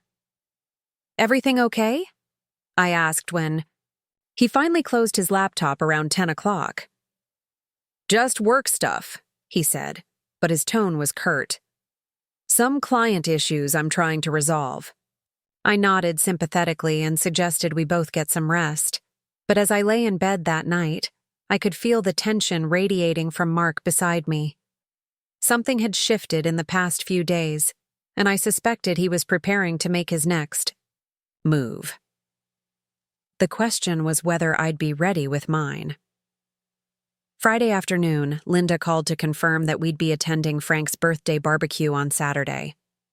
I'm so looking forward to seeing you, dear, she said, her voice warm in a way it hadn't been in months. I've been thinking about our conversation earlier this week, and I have some things I'd like to discuss with you. I suspected Linda wanted to talk more about Mark's lies and possibly apologize for believing them, but I wasn't ready for that conversation yet. Tomorrow's announcement would change everything, and I needed to see how Mark reacted before deciding how much to reveal to his family. I'm looking forward to it too, Linda. It should be a lovely celebration. Saturday morning, I woke up with butterflies in my stomach that had nothing to do with pregnancy. Today would mark the beginning of the end of my marriage as I knew it. Either Mark would react to the pregnancy news in a way that revealed his true character to his family, or he'd manage to maintain his facade while privately escalating his campaign against me. I dressed carefully in a flowing sundress that would soon need to accommodate my growing belly, styled my hair, and applied makeup that made me look radiant and healthy.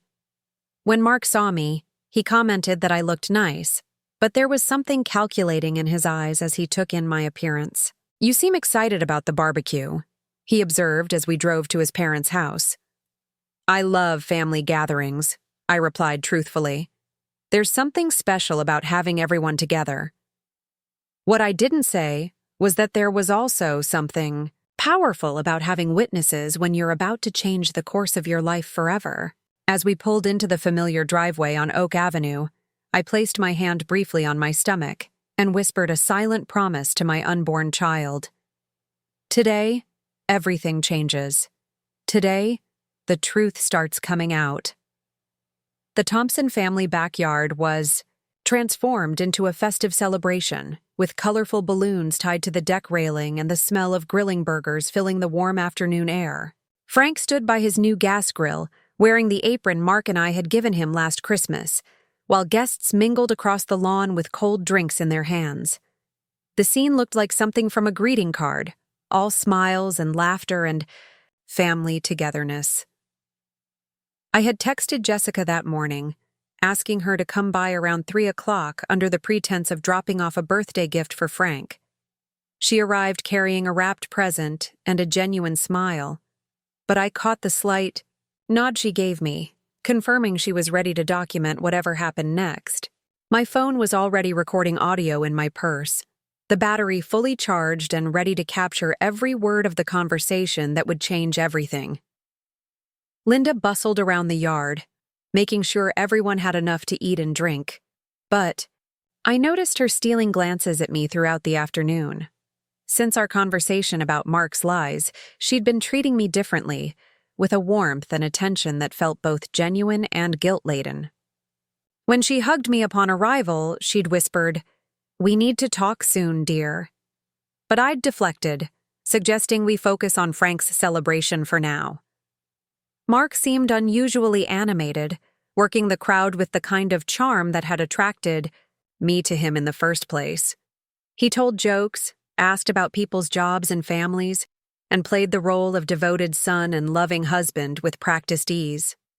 But I'd learned to watch for the subtle signs of his manipulation, and I could see how he steered conversations toward topics that painted him in a positive light, while subtly undermining others.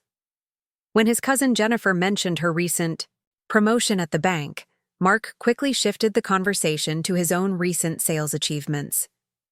When his aunt praised a casserole I'd brought, he joked about how I'd finally learned to cook something that didn't come from a box, getting laughs while diminishing my contribution.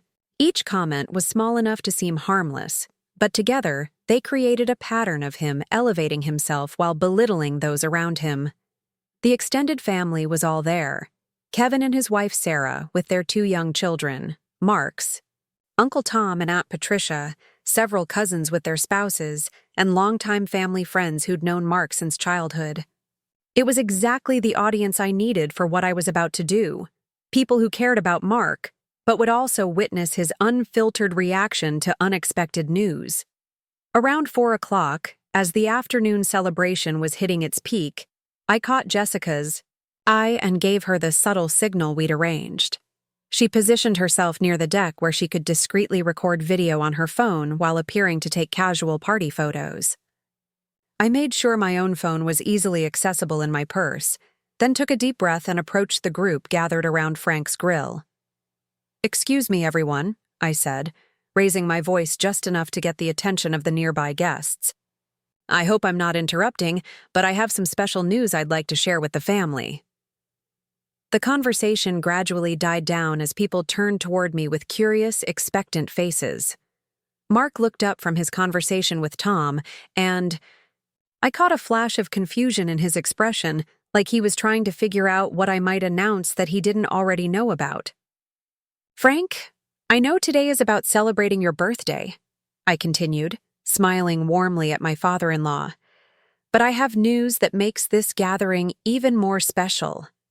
I paused, letting the anticipation build while mentally preparing myself for what came next. "Mark and I are going to have a baby." The reaction was immediate and overwhelming. Linda dropped her plastic cup, her hands flying to her mouth as tears instantly filled her eyes. Frank's face lit up with pure joy as he set down his grilling utensils and moved toward us. The other family members erupted in congratulations and excited chatter, with people reaching out to hug me and shake Mark's hand. But I was watching Mark's face, and what I saw there made my blood run cold. For just a fraction of a second, before he managed to school his expression, I saw not joy or excitement, but something that looked like panic, followed quickly by calculation. Then his mask slipped back into place, and he was smiling and accepting congratulations, playing the role of thrilled, expectant father. "Oh my goodness, Rachel," Linda cried, pulling me into a fierce hug. "How far along are you? When did you find out? I can't believe you kept this secret." "About 6 weeks," I said, loud enough for everyone to hear. "I found out 2 weeks ago, but I wanted to wait for the perfect moment to share the news with the family." 2 weeks? Mark's voice cut through the celebration with just a hint of sharpness. "You've known for 2 weeks and didn't tell me first?" The question created an immediate awkward pause in the festivities. Several family members looked confused, clearly wondering why a wife would announce her pregnancy to the family before telling her husband. I had anticipated this moment and prepared my response carefully. "Oh, honey, of course I told you first," I said, looking at Mark with what I hoped appeared to be loving confusion. "Remember? Last Tuesday evening after dinner? You said we should wait to tell the family until we were sure everything was progressing normally." Mark's eyes narrowed slightly, and I could see him processing my words, trying to figure out if I was lying or if he was supposed to play along with something he didn't remember. The family was watching this exchange with growing uncertainty, sensing that something wasn't quite right. "Right," Mark said finally, forcing a smile. "Of course, I guess I was just excited to finally share the news officially." He moved toward me and put his arm around my waist, but his grip was just a little too tight, and I could feel the tension radiating through his body. Frank raised his beer bottle in a toast. "To Rachel and Mark, and the newest addition to the Thompson family." The celebration resumed, but I noticed several people still looked puzzled by the earlier exchange. Over the next hour, as family members took turns congratulating us and sharing advice about pregnancy and parenting, I watched Mark carefully. He played his part convincingly enough for most of the family, but I could see the strain underneath his performance. He kept checking his phone, stepping away from conversations to take calls that he claimed were work-related, and I caught him having intense whispered conversations with his mother. Jessica managed to capture most of the announcement and the subsequent reactions on video, including Mark's initial moment of panic and his awkward response about the timing. She also photographed me throughout the afternoon, documenting my obviously healthy and happy demeanor, which would contradict any future claims about my mental state. As the party began winding down around 6 o'clock, Linda approached me while Mark was helping Frank clean the grill. "Rachel, dear, could we have a private word? There's something important I need to discuss with you." We walked to a quiet corner of the yard, near Linda's rose garden, where we couldn't be overheard by the remaining guests. Linda's expression was serious, and I could see the weight of what she wanted to say in her eyes. "I owe you a tremendous apology," she began, her voice heavy with regret. "After our conversation this week, I've been thinking about all the things Mark told me about your marriage, your mental health, your supposed problems with the fertility treatments." She paused, looking down at her hands. "None of it was true, was it?" "No, Linda, it wasn't. I feel like such a fool. I should have known better than to believe such things about you without talking to you directly. I let my son manipulate me into thinking terrible things about my own daughter-in-law." Tears started flowing down her cheeks. "Can you ever forgive me?" I felt a complex mix of emotions looking at this woman who had criticized and undermined me for years, but who was now genuinely remorseful for her part in Mark's deception. Part of me wanted to hold on to my anger, to make her feel the full weight of how her behavior had affected me. But a larger part of me recognized that Linda had been manipulated too, used as a weapon in Mark's campaign against me. I forgive you, Linda, but I need you to understand how much damage was done. Mark didn't just lie to you, he's been systematically destroying my reputation with people throughout our community. He's been researching ways to have me committed to a mental health facility based on completely false claims about my psychological state. Linda's face went white. Committed? But that's impossible. You're clearly fine. You're having his baby. Why would he do such a thing? I'm still trying to figure that out myself. But I need you to know that everything is going to come out soon. Mark has been planning something terrible, and I've been gathering evidence to protect myself and our baby. Linda nodded slowly, processing the implications of what I was telling her. What do you need from me? I need you to remember this conversation and be prepared to tell the truth about what Mark really said to you about me. If this goes to court, your testimony could be crucial. Of course, anything you need. Linda reached out and squeezed my hand. That baby is lucky to have such a strong mother. I'm sorry it took me so long to see what kind of woman you really are. Our conversation was interrupted by Mark's voice calling from across the yard. Rachel, we should probably head home soon. You look tired, and you need to be careful not to overdo it in your condition. The comment was perfectly crafted to sound caring while reinforcing the narrative that I was fragile and needed to be managed. But now Linda heard it differently, and I saw recognition dawn in her eyes as she registered the subtle manipulation in her son's words. As Mark and I said our goodbyes and walked to our car, I felt a strange sense of completion. The pregnancy announcement had gone exactly as I'd planned, creating a public record of my stability and joy while exposing cracks in Mark's facade. More importantly, I'd secured Linda as a potential ally, someone who now understood the truth about her son's behavior. The drive home was tense and quiet. Mark kept his eyes on the road, but I could see his jaw muscles working as he processed the afternoon's events. Finally, as we pulled into our driveway, he spoke. That was quite a performance today. I'm not sure what you mean. The pregnancy announcement. Very dramatic, very public. Most wives would tell their husbands privately before making a big family announcement. I turned to face him directly. I did tell you privately, Mark. Last Tuesday, remember? You suggested we wait to tell the family. Mark's eyes flashed with anger. Stop playing games, Rachel. We both know that conversation never happened. Are you saying I'm lying about telling my own husband that I'm pregnant? That's a very strange thing to accuse your wife of, especially in front of your family. I could see Mark struggling with how to respond. If he admitted that I'd never told him about the pregnancy, he'd have to explain why his wife would keep such momentous news from him. But if he went along with my version of events, he'd have to accept that his plans were falling apart. I think the stress of the pregnancy is affecting your memory, he said finally, opting for a response that painted me as confused while maintaining his caring husband image.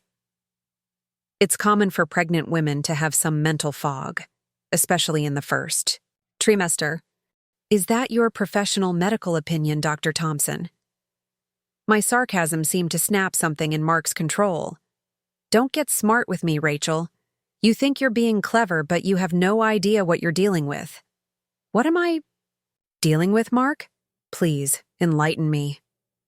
He stared at me for a long moment, and I could see him calculating how much to reveal, how far to push this confrontation.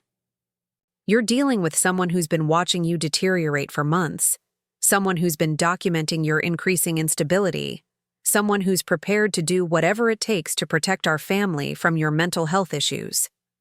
The mask was finally slipping. Mark was essentially threatening me, letting me know that he had a plan and was prepared to execute it. But he'd also just given me another recording of him explicitly discussing his intention to use false claims about my mental health against me. I see, I said calmly. And what exactly do these mental health issues look like to you? Paranoia? depression, obsessive behavior, inappropriate emotional responses, the kind of symptoms that make someone unfit to be a wife and mother.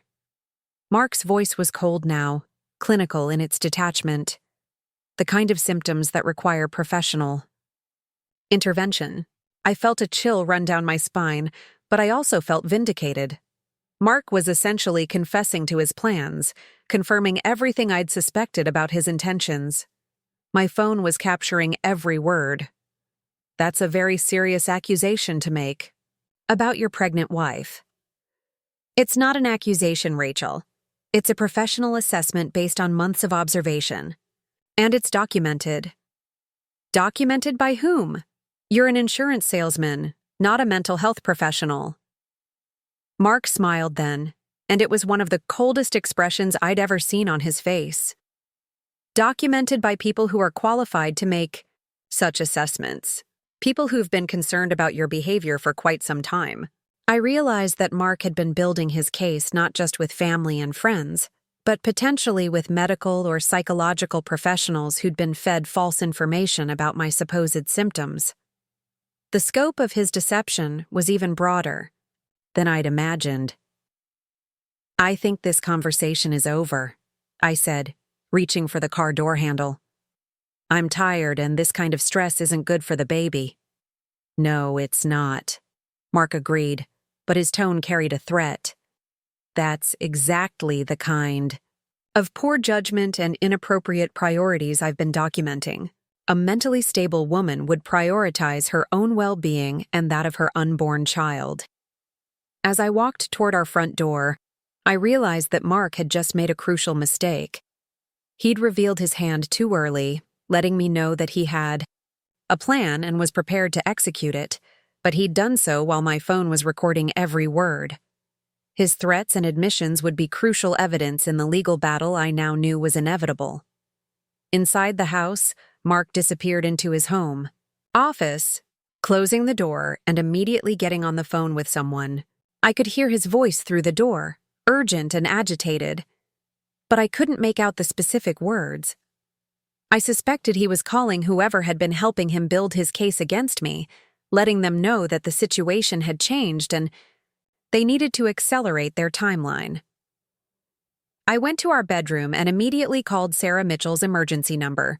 When she answered, I could hear the concern in her voice as I related the afternoon's events and Mark's thinly veiled threats. Rachel, I'm very concerned about your immediate safety, Sarah said. Mark essentially confessed to planning to have you committed based on false documentation. That suggests he's feeling desperate and might be preparing to escalate quickly. What should I do? Pack a bag with essentials and important documents, but do it discreetly. I want you to be ready to leave the house quickly if necessary. Also, I'm going to arrange for increased monitoring from Maria's team. If Mark is planning something for the immediate future, we need to be ready to intervene. After hanging up, with Sarah, I quietly gathered important documents from our home office filing cabinet, including insurance policies, bank account information, and our marriage certificate. I also packed a small bag with clothes and personal items, hiding it in the back of my closet where Mark wouldn't notice it. Around 10 o'clock, Mark emerged from his office looking haggard and stressed. He'd clearly been having difficult conversations with whoever was helping him execute his plan. When he saw me reading in the living room, he attempted to return to his caring husband persona. How are you feeling, honey? You should probably get some rest. Today was a big day, and you need to take care of yourself and the baby. I'm feeling fine, Mark. The baby and I are both healthy and happy. Of course you are, he said, but there was something patronizing in his tone. I just want to make sure you're getting the support you need during this important time. What kind of support? Well, pregnancy can be emotionally challenging, especially for women who've struggled with mental health issues in the past. I think it might be helpful for you to talk to someone professional, just to make sure you're coping well with all the changes. Mark was already starting to plant seeds for his next phase, suggesting that I needed professional help while framing it as caring support for my pregnancy, but his timing was terrible. coming just hours after he'd threatened me in the car and mere weeks after I'd learned about his systematic lies to his family. I appreciate your concern, but I'm feeling very stable and excited about becoming a mother. If anything changes, I'll certainly let you know. Sometimes people who are struggling don't recognize their own symptoms, Mark pressed. It might be good to have an objective professional assessment, just for peace of mind. Whose peace of mind, Mark? Mine or yours? The question hung in the air between us, loaded with all the unspoken knowledge of what was really happening in our marriage. Mark studied my face, probably trying to determine how much I knew about his plans and how much resistance I was prepared to mount. Yours, of course, he said finally. I just want what's best for you and our family. I closed my book and stood up, suddenly feeling exhausted by the constant chess match our conversations had become. I'm going to bed. Today was wonderful. Sharing our news with the family, but I'm tired. Rachel, Mark called as I reached the stairs. I hope you know that everything I do is because I love you and want to protect you. I turned back to look at him, this man I'd married and trusted and built a life with, who was now systematically trying to destroy me while claiming it was for my own good. I know exactly what you're doing, Mark. And I know exactly why you're doing it. The words were out before I could stop them, a moment of honesty that I immediately regretted. Mark's expression shifted from manufactured concern to something much sharper and more calculating. What's that supposed to mean? It means I'm not as naive or fragile as you seem to think I am. It means I pay attention to what's happening around me. And it means I'm perfectly capable of taking care of myself and our baby. I went upstairs without waiting for his response, but I could feel his eyes on me as I climbed the steps. In our bedroom, I sat on the edge of the bed and called Jessica, needing to hear a friendly voice after the tension of the evening. How did it go after I left? Jessica asked immediately. He essentially confessed to planning to have me committed, based on false documentation. He threatened me, Jessica. In our own driveway, he told me he'd been documenting my supposed mental health issues and was prepared to take action. Oh my God, Rachel. Are you safe? Do you need to leave tonight? Sarah thinks I should be prepared to leave quickly if necessary, but I think I'm okay for now. Mark is still trying to maintain some semblance of his caring husband act, but it's getting harder for him to keep the mask in place. What's your next move? I meet with the private investigator tomorrow morning to give her all the new recordings and information. Then I think it's time to start exposing Mark's lies publicly before he can execute whatever plan he's been building toward.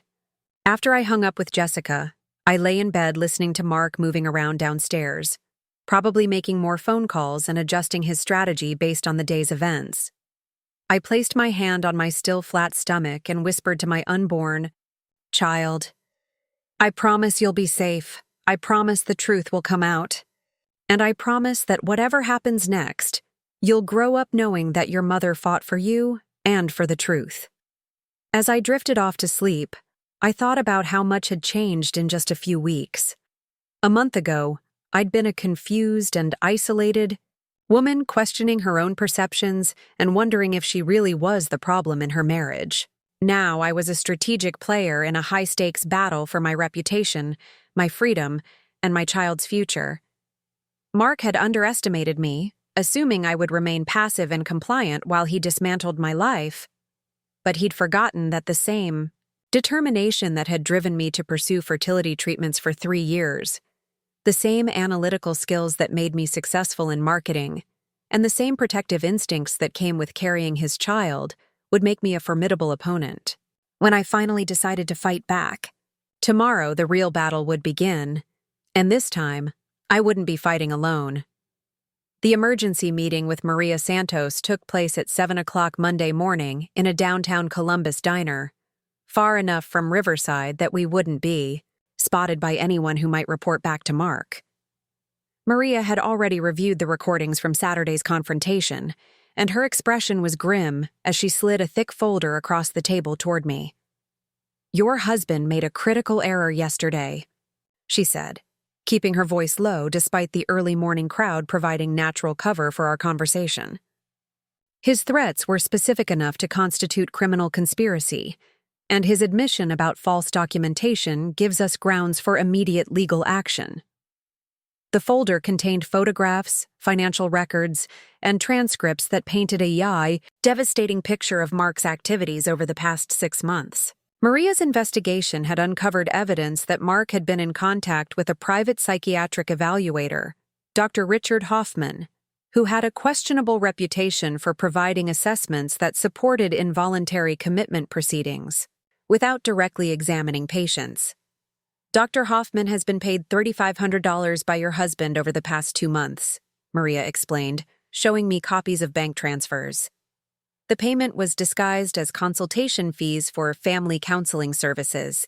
But Dr. Hoffman doesn't provide family counseling. He specializes in competency evaluations for legal proceedings." The implications made my stomach churn. Mark hadn't just been spreading lies about my mental health to family and friends. He'd been paying a corrupt professional to create official documentation that could be used to have me committed involuntarily. The sophistication and premeditation of his plan was breathtaking in its cruelty. "There's more," Maria continued, pulling out another set of documents. "We found communications between your husband and a facility called Willowbrook Treatment Center. They specialize in long-term residential care for patients with severe psychiatric disorders. Mark has been inquiring about admission procedures and costs for a patient matching your description." I stared at the paperwork, trying to process the reality that my husband had been actively planning to have me locked away in a psychiatric facility based on completely fabricated evidence. The betrayal went so far beyond anything I had imagined that it felt surreal, like reading about someone else's life rather than my own. "The good news," Maria said, "is that we have enough evidence to destroy his plan completely and expose him publicly. The question is how you want to proceed. We can file criminal charges, pursue civil litigation, or handle this through strategic public disclosure that ruins his reputation while protecting you and your child." Sarah Mitchell arrived at the diner 20 minutes later, reviewing Maria's findings with the focused intensity of someone who'd seen similar cases before. "This is one of the most systematic campaigns of psychological manipulation I've encountered," she said, shaking her head as she studied the financial records. "Mark invested significant time and money into building a case for your commitment. This wasn't impulsive or emotionally driven. This was calculated destruction. We spent the next 2 hours developing a comprehensive strategy that would expose Mark's deception while protecting my legal interests and ensuring my child's safety. Sarah would file for immediate divorce and emergency custody protections, based on the evidence of Mark's fraudulent activities. Maria would coordinate with law enforcement to pursue criminal charges for conspiracy and fraud. And I would begin the process of rebuilding my reputation by systematically revealing the truth to everyone who had been fed Mark's lies. The timing is crucial," Sarah emphasized. "Mark is probably feeling desperate after yesterday's confrontation. He may try to accelerate his timeline and have you committed before we can act. We need to move fast and hit hard." I drove back to Riverside with a detailed action plan and a folder full of evidence that would change everything. My first stop was Linda Thompson's house on Oak Avenue, where I found my mother-in-law tending to her rose garden in the Monday morning sunshine. When she saw me coming up the walkway, her face immediately filled with concern. "Rachel, dear, you look upset. Is everything all right?" "Linda, I need to show you something important. It's about Mark and what he's really been planning." We sat at her kitchen table while I walked Linda through the evidence Maria had gathered, explaining how Mark had been systematically building a false case against me with the intention of having me committed to a psychiatric facility. Linda's face went through a series of expressions as the full scope of her son's deception became clear. "This can't be real," she whispered, staring at the bank transfer records showing payments to Dr. Hoffman. "My son wouldn't do this. He wouldn't try to have his pregnant wife committed based on lies. I'm afraid he would, Linda, and he almost succeeded.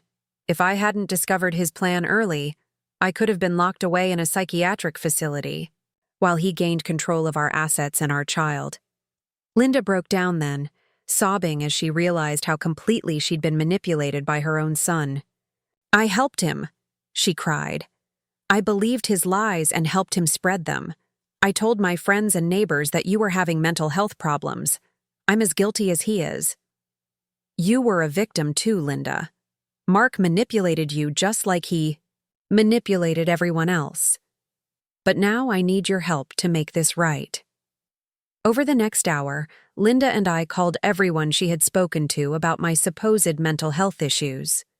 One by one, we contacted her friends, neighbors, and family members, with Linda explaining that she had been given false information about me and wanted to set the record straight. The conversations were difficult and embarrassing for Linda, but she handled each one with grace and determination. Margaret, this is Linda Thompson. I need to tell you something important about what I said regarding Rachel's mental health. I was given false information by my son, and I need to correct the record. By noon, Linda had contacted 12 people and provided them with the truth about Mark's deception. Each person was shocked and sympathetic, offering apologies for believing the false narrative and expressing support for me. The speed with which the corrected information spread through our small town was remarkable, dismantling in hours what Mark had spent months building.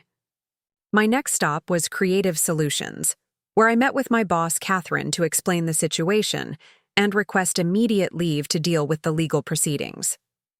Catherine was horrified by what I revealed and immediately offered the company's full support, including legal assistance and documentation of my work performance and professional behavior. Rachel, you've been one of our most stable and successful employees for years, Catherine said, pulling up my performance reviews on her computer. Anyone who knows your work ethic and professionalism would laugh at claims that you're mentally unstable. We'll provide whatever documentation you need to counter these false allegations. By mid-afternoon, I was ready for the most difficult conversation of all. I drove to Riverside Insurance and asked to speak privately with Tom Patterson, Mark's boss and longtime family friend. Tom's office door closed behind us as I placed Maria's folder on his desk and began explaining what his employee had been planning. Tom, I need you to know that Mark has been using his position here to build a false case against me. He's told you that I need inpatient mental health treatment, but that's completely untrue. He's been systematically lying about my psychological state as part of a plan to have me committed to a psychiatric facility. Tom's face went pale as I showed him the evidence of Mark's payments to Dr. Hoffman and his communications with Willowbrook Treatment Center. Jesus, Rachel, this is criminal. Why would Mark do something like this? I'm still trying to understand his motivations myself, but I wanted you to know the truth before you hear Mark's version of events. He's probably going to claim that I'm having some kind of breakdown now that his plan has been exposed. Tom nodded grimly, studying the bank records that proved Mark had been planning my commitment while asking his employer for family leave to deal with my supposed mental health crisis. Rachel, I want you to know that this company will not support Mark in any way if these allegations are true. In fact, I'm going to have to report this to our corporate office and probably suspend him pending an investigation. The final stop of my afternoon was the Riverside Police Department, where Maria had arranged for me to meet with Detective Jennifer Walsh, a specialist in domestic abuse cases who understood the complexities of psychological manipulation and coercive control. Detective Walsh reviewed the evidence methodically, asking detailed questions about timeline and witnesses.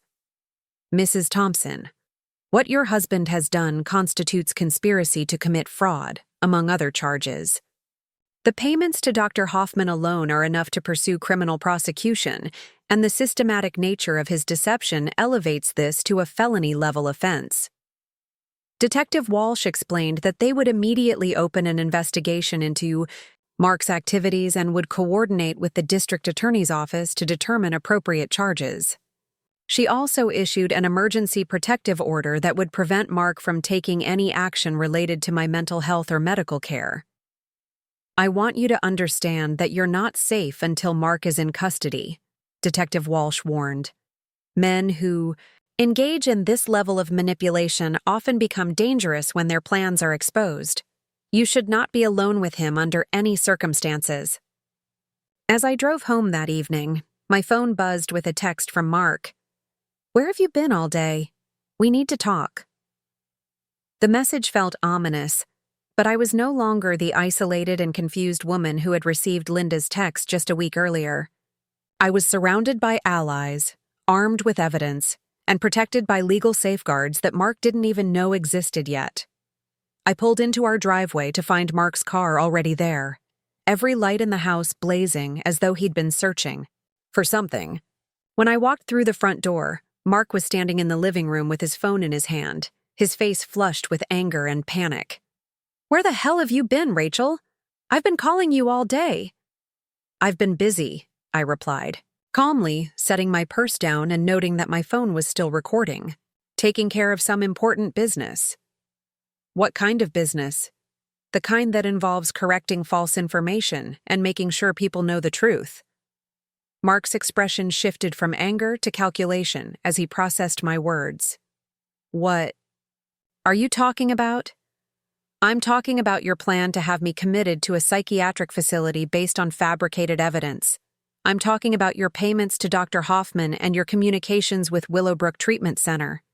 I'm talking about the systematic lies you've been telling everyone about my mental health."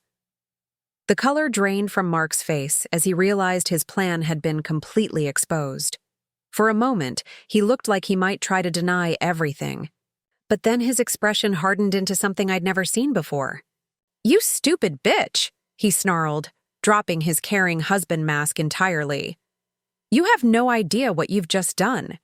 Do you think anyone is going to believe your paranoid delusions over documented evidence of your mental instability?" "What documented evidence, Mark? The fake reports from Dr. Hoffman? The fabricated communications with treatment facilities? Everyone knows the truth now. Your mother, your boss, the police, everyone you lied to." Mark's face twisted with rage as he realized the full scope of my counterattack. "You think you're so smart, but you've just proven how unstable you are. Running around town with conspiracy theories, disrupting my work, involving the police in our private marriage problems. This is exactly the kind of behavior that proves you need professional help. The only person who needs help here is you, Mark. And fortunately, the police are very interested in providing you with exactly the kind of help you deserve." As if summoned by my words, there was a knock at our front door. Through the window, I could see Detective Walsh and 2 uniformed officers standing on our front porch. Mark saw them too, and for the first time since I'd known him, he looked genuinely afraid. "Mark Thompson," Detective Walsh said when I opened the door, "you're under arrest for conspiracy to commit fraud and filing false reports. You have the right to remain silent." As the officers handcuffed Mark and read him his rights, he turned to me with a look of pure hatred. "This isn't over, Rachel. You think you've won, but wait until people see what kind of mother you really are. Wait until they see how you destroyed your own family." "I didn't destroy our family, Mark," I replied quietly. "You did that all by yourself." The house felt strangely peaceful after the police cars pulled away with Mark in custody. I walked through the rooms that had been our shared home, seeing them differently now that they were truly mine. The oppressive atmosphere that had built up over months of Mark's psychological manipulation was already beginning to lift. My phone rang with calls from family members and friends who had heard about Mark's arrest through the small-town gossip network. Each conversation was difficult but cathartic, as I explained the truth about what had been happening in our marriage and how Mark's deception had affected so many people beyond just me. Linda came over that evening with a casserole and red eyes from crying. "I keep thinking about all the signs I missed," she said as we sat in my kitchen. All the times Mark steered conversations toward your supposed problems, all the subtle ways he undermined you in front of the family. I should have seen what he was doing. He was very good at manipulation, Linda. He fooled everyone, including me for a long time. What happens now? Now I focus on rebuilding my life and preparing for this baby. Mark will face the legal consequences of his actions, and I'll finally be free to be the person I was meant to be. 3 months later, I stood in the same courthouse where Mark had been sentenced to 2 years in prison for fraud and conspiracy charges. But today, I wasn't there for criminal proceedings. Today, I was there to finalize my divorce and officially reclaim my maiden name for myself and my unborn child. The divorce settlement gave me the house, the majority of our shared assets, and full custody of our child, with Mark's parental rights severely restricted pending completion of mandatory psychological evaluation and treatment programs. Dr. Hoffman had been arrested and charged with professional misconduct, and Willowbrook Treatment Center was under investigation for their willingness to accept patients based on fraudulent referrals. As I walked out of the courthouse as Rachel Davis once, again I felt lighter than I had in years.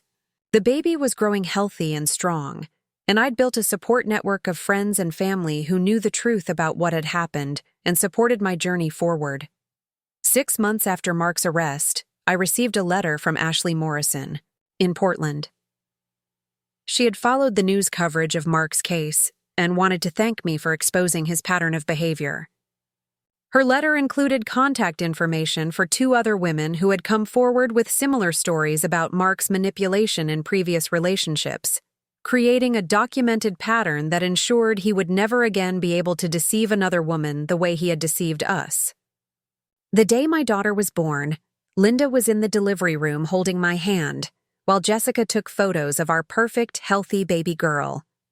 I named her Hope Davis, because she represented everything good that had come from the darkest period of my life. As I held Hope for the first time, looking into her tiny face and feeling the overwhelming love that comes with becoming a mother, I thought about the journey that had brought us to this moment. Mark had tried to convince everyone that I was too unstable and selfish to be a good mother, but holding my daughter proved how wrong he had been about everything. I started a blog about my experience, sharing my story with other women who might be experiencing similar manipulation and control in their relationships. The response was overwhelming, with hundreds of women reaching out to share their own stories and seek advice about escaping toxic situations. 2 years later, I was invited to speak at a conference about domestic abuse and psychological manipulation. Standing at the podium, looking out at an audience of survivors, advocates, and professionals, I thought about how far I'd come from the confused and isolated woman who had received that first disturbing text from Linda. My husband told his mother I was a bad wife who couldn't have children, I began, sharing the story that had become my mission to tell. She called crying when she saw my ultrasound on social media. But that moment of discovery became the beginning of my liberation, not my destruction. The audience was silent as I walked them through Mark's systematic campaign of deception and my strategic response to his manipulation.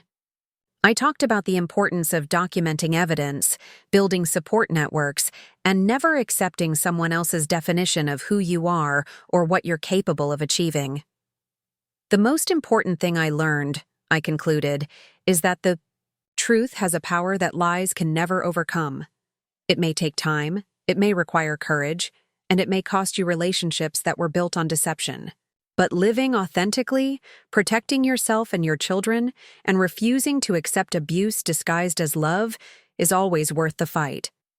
As applause filled the auditorium, I looked out at faces filled with hope and determination, women who were ready to fight for their own truth and freedom. My story had become their inspiration, just as other survivors' stories had inspired me during my darkest moments. Hope was 3 years old now, a bright and confident little girl who would grow up knowing that her mother had fought for their freedom and won. She would never question her worth or accept treatment that diminished her value. because she would learn from my example that women are capable of incredible strength when they decide to stop accepting what is unacceptable. Mark was still in prison, having violated his parole by attempting to contact me through social media. The protective order would remain in place until Hope turned 18, ensuring that our daughter would grow up free from his manipulation and control. I had remarried the previous year to David Chen, Brian's older brother who worked as a family therapist and understood the complexities of healing from psychological abuse. Our relationship was built on respect, honesty, and genuine partnership, everything my marriage to Mark had lacked. Standing in my new home's kitchen one morning, watching Hope play in the backyard while David prepared breakfast, I reflected on the journey that had brought me to this peaceful moment. The woman who had once hidden pregnancy tests in jewelry, boxes, and doubted her own perceptions had become someone who trusted herself completely and refused to accept anything less than authentic love and respect. My phone buzzed with a text from a woman who had heard my conference speech and was ready to leave her own manipulative relationship. "Thank you for showing me that it's possible to fight back and win," she wrote. "I'm finally ready to reclaim my life." I smiled as I typed back, "You already have everything you need inside you. Trust yourself, document everything, and remember that the truth always wins in the end." Up next, you've got 2 more standout stories right on your screen. If this one hit the mark, you won't want to pass these up. Just click and check them out.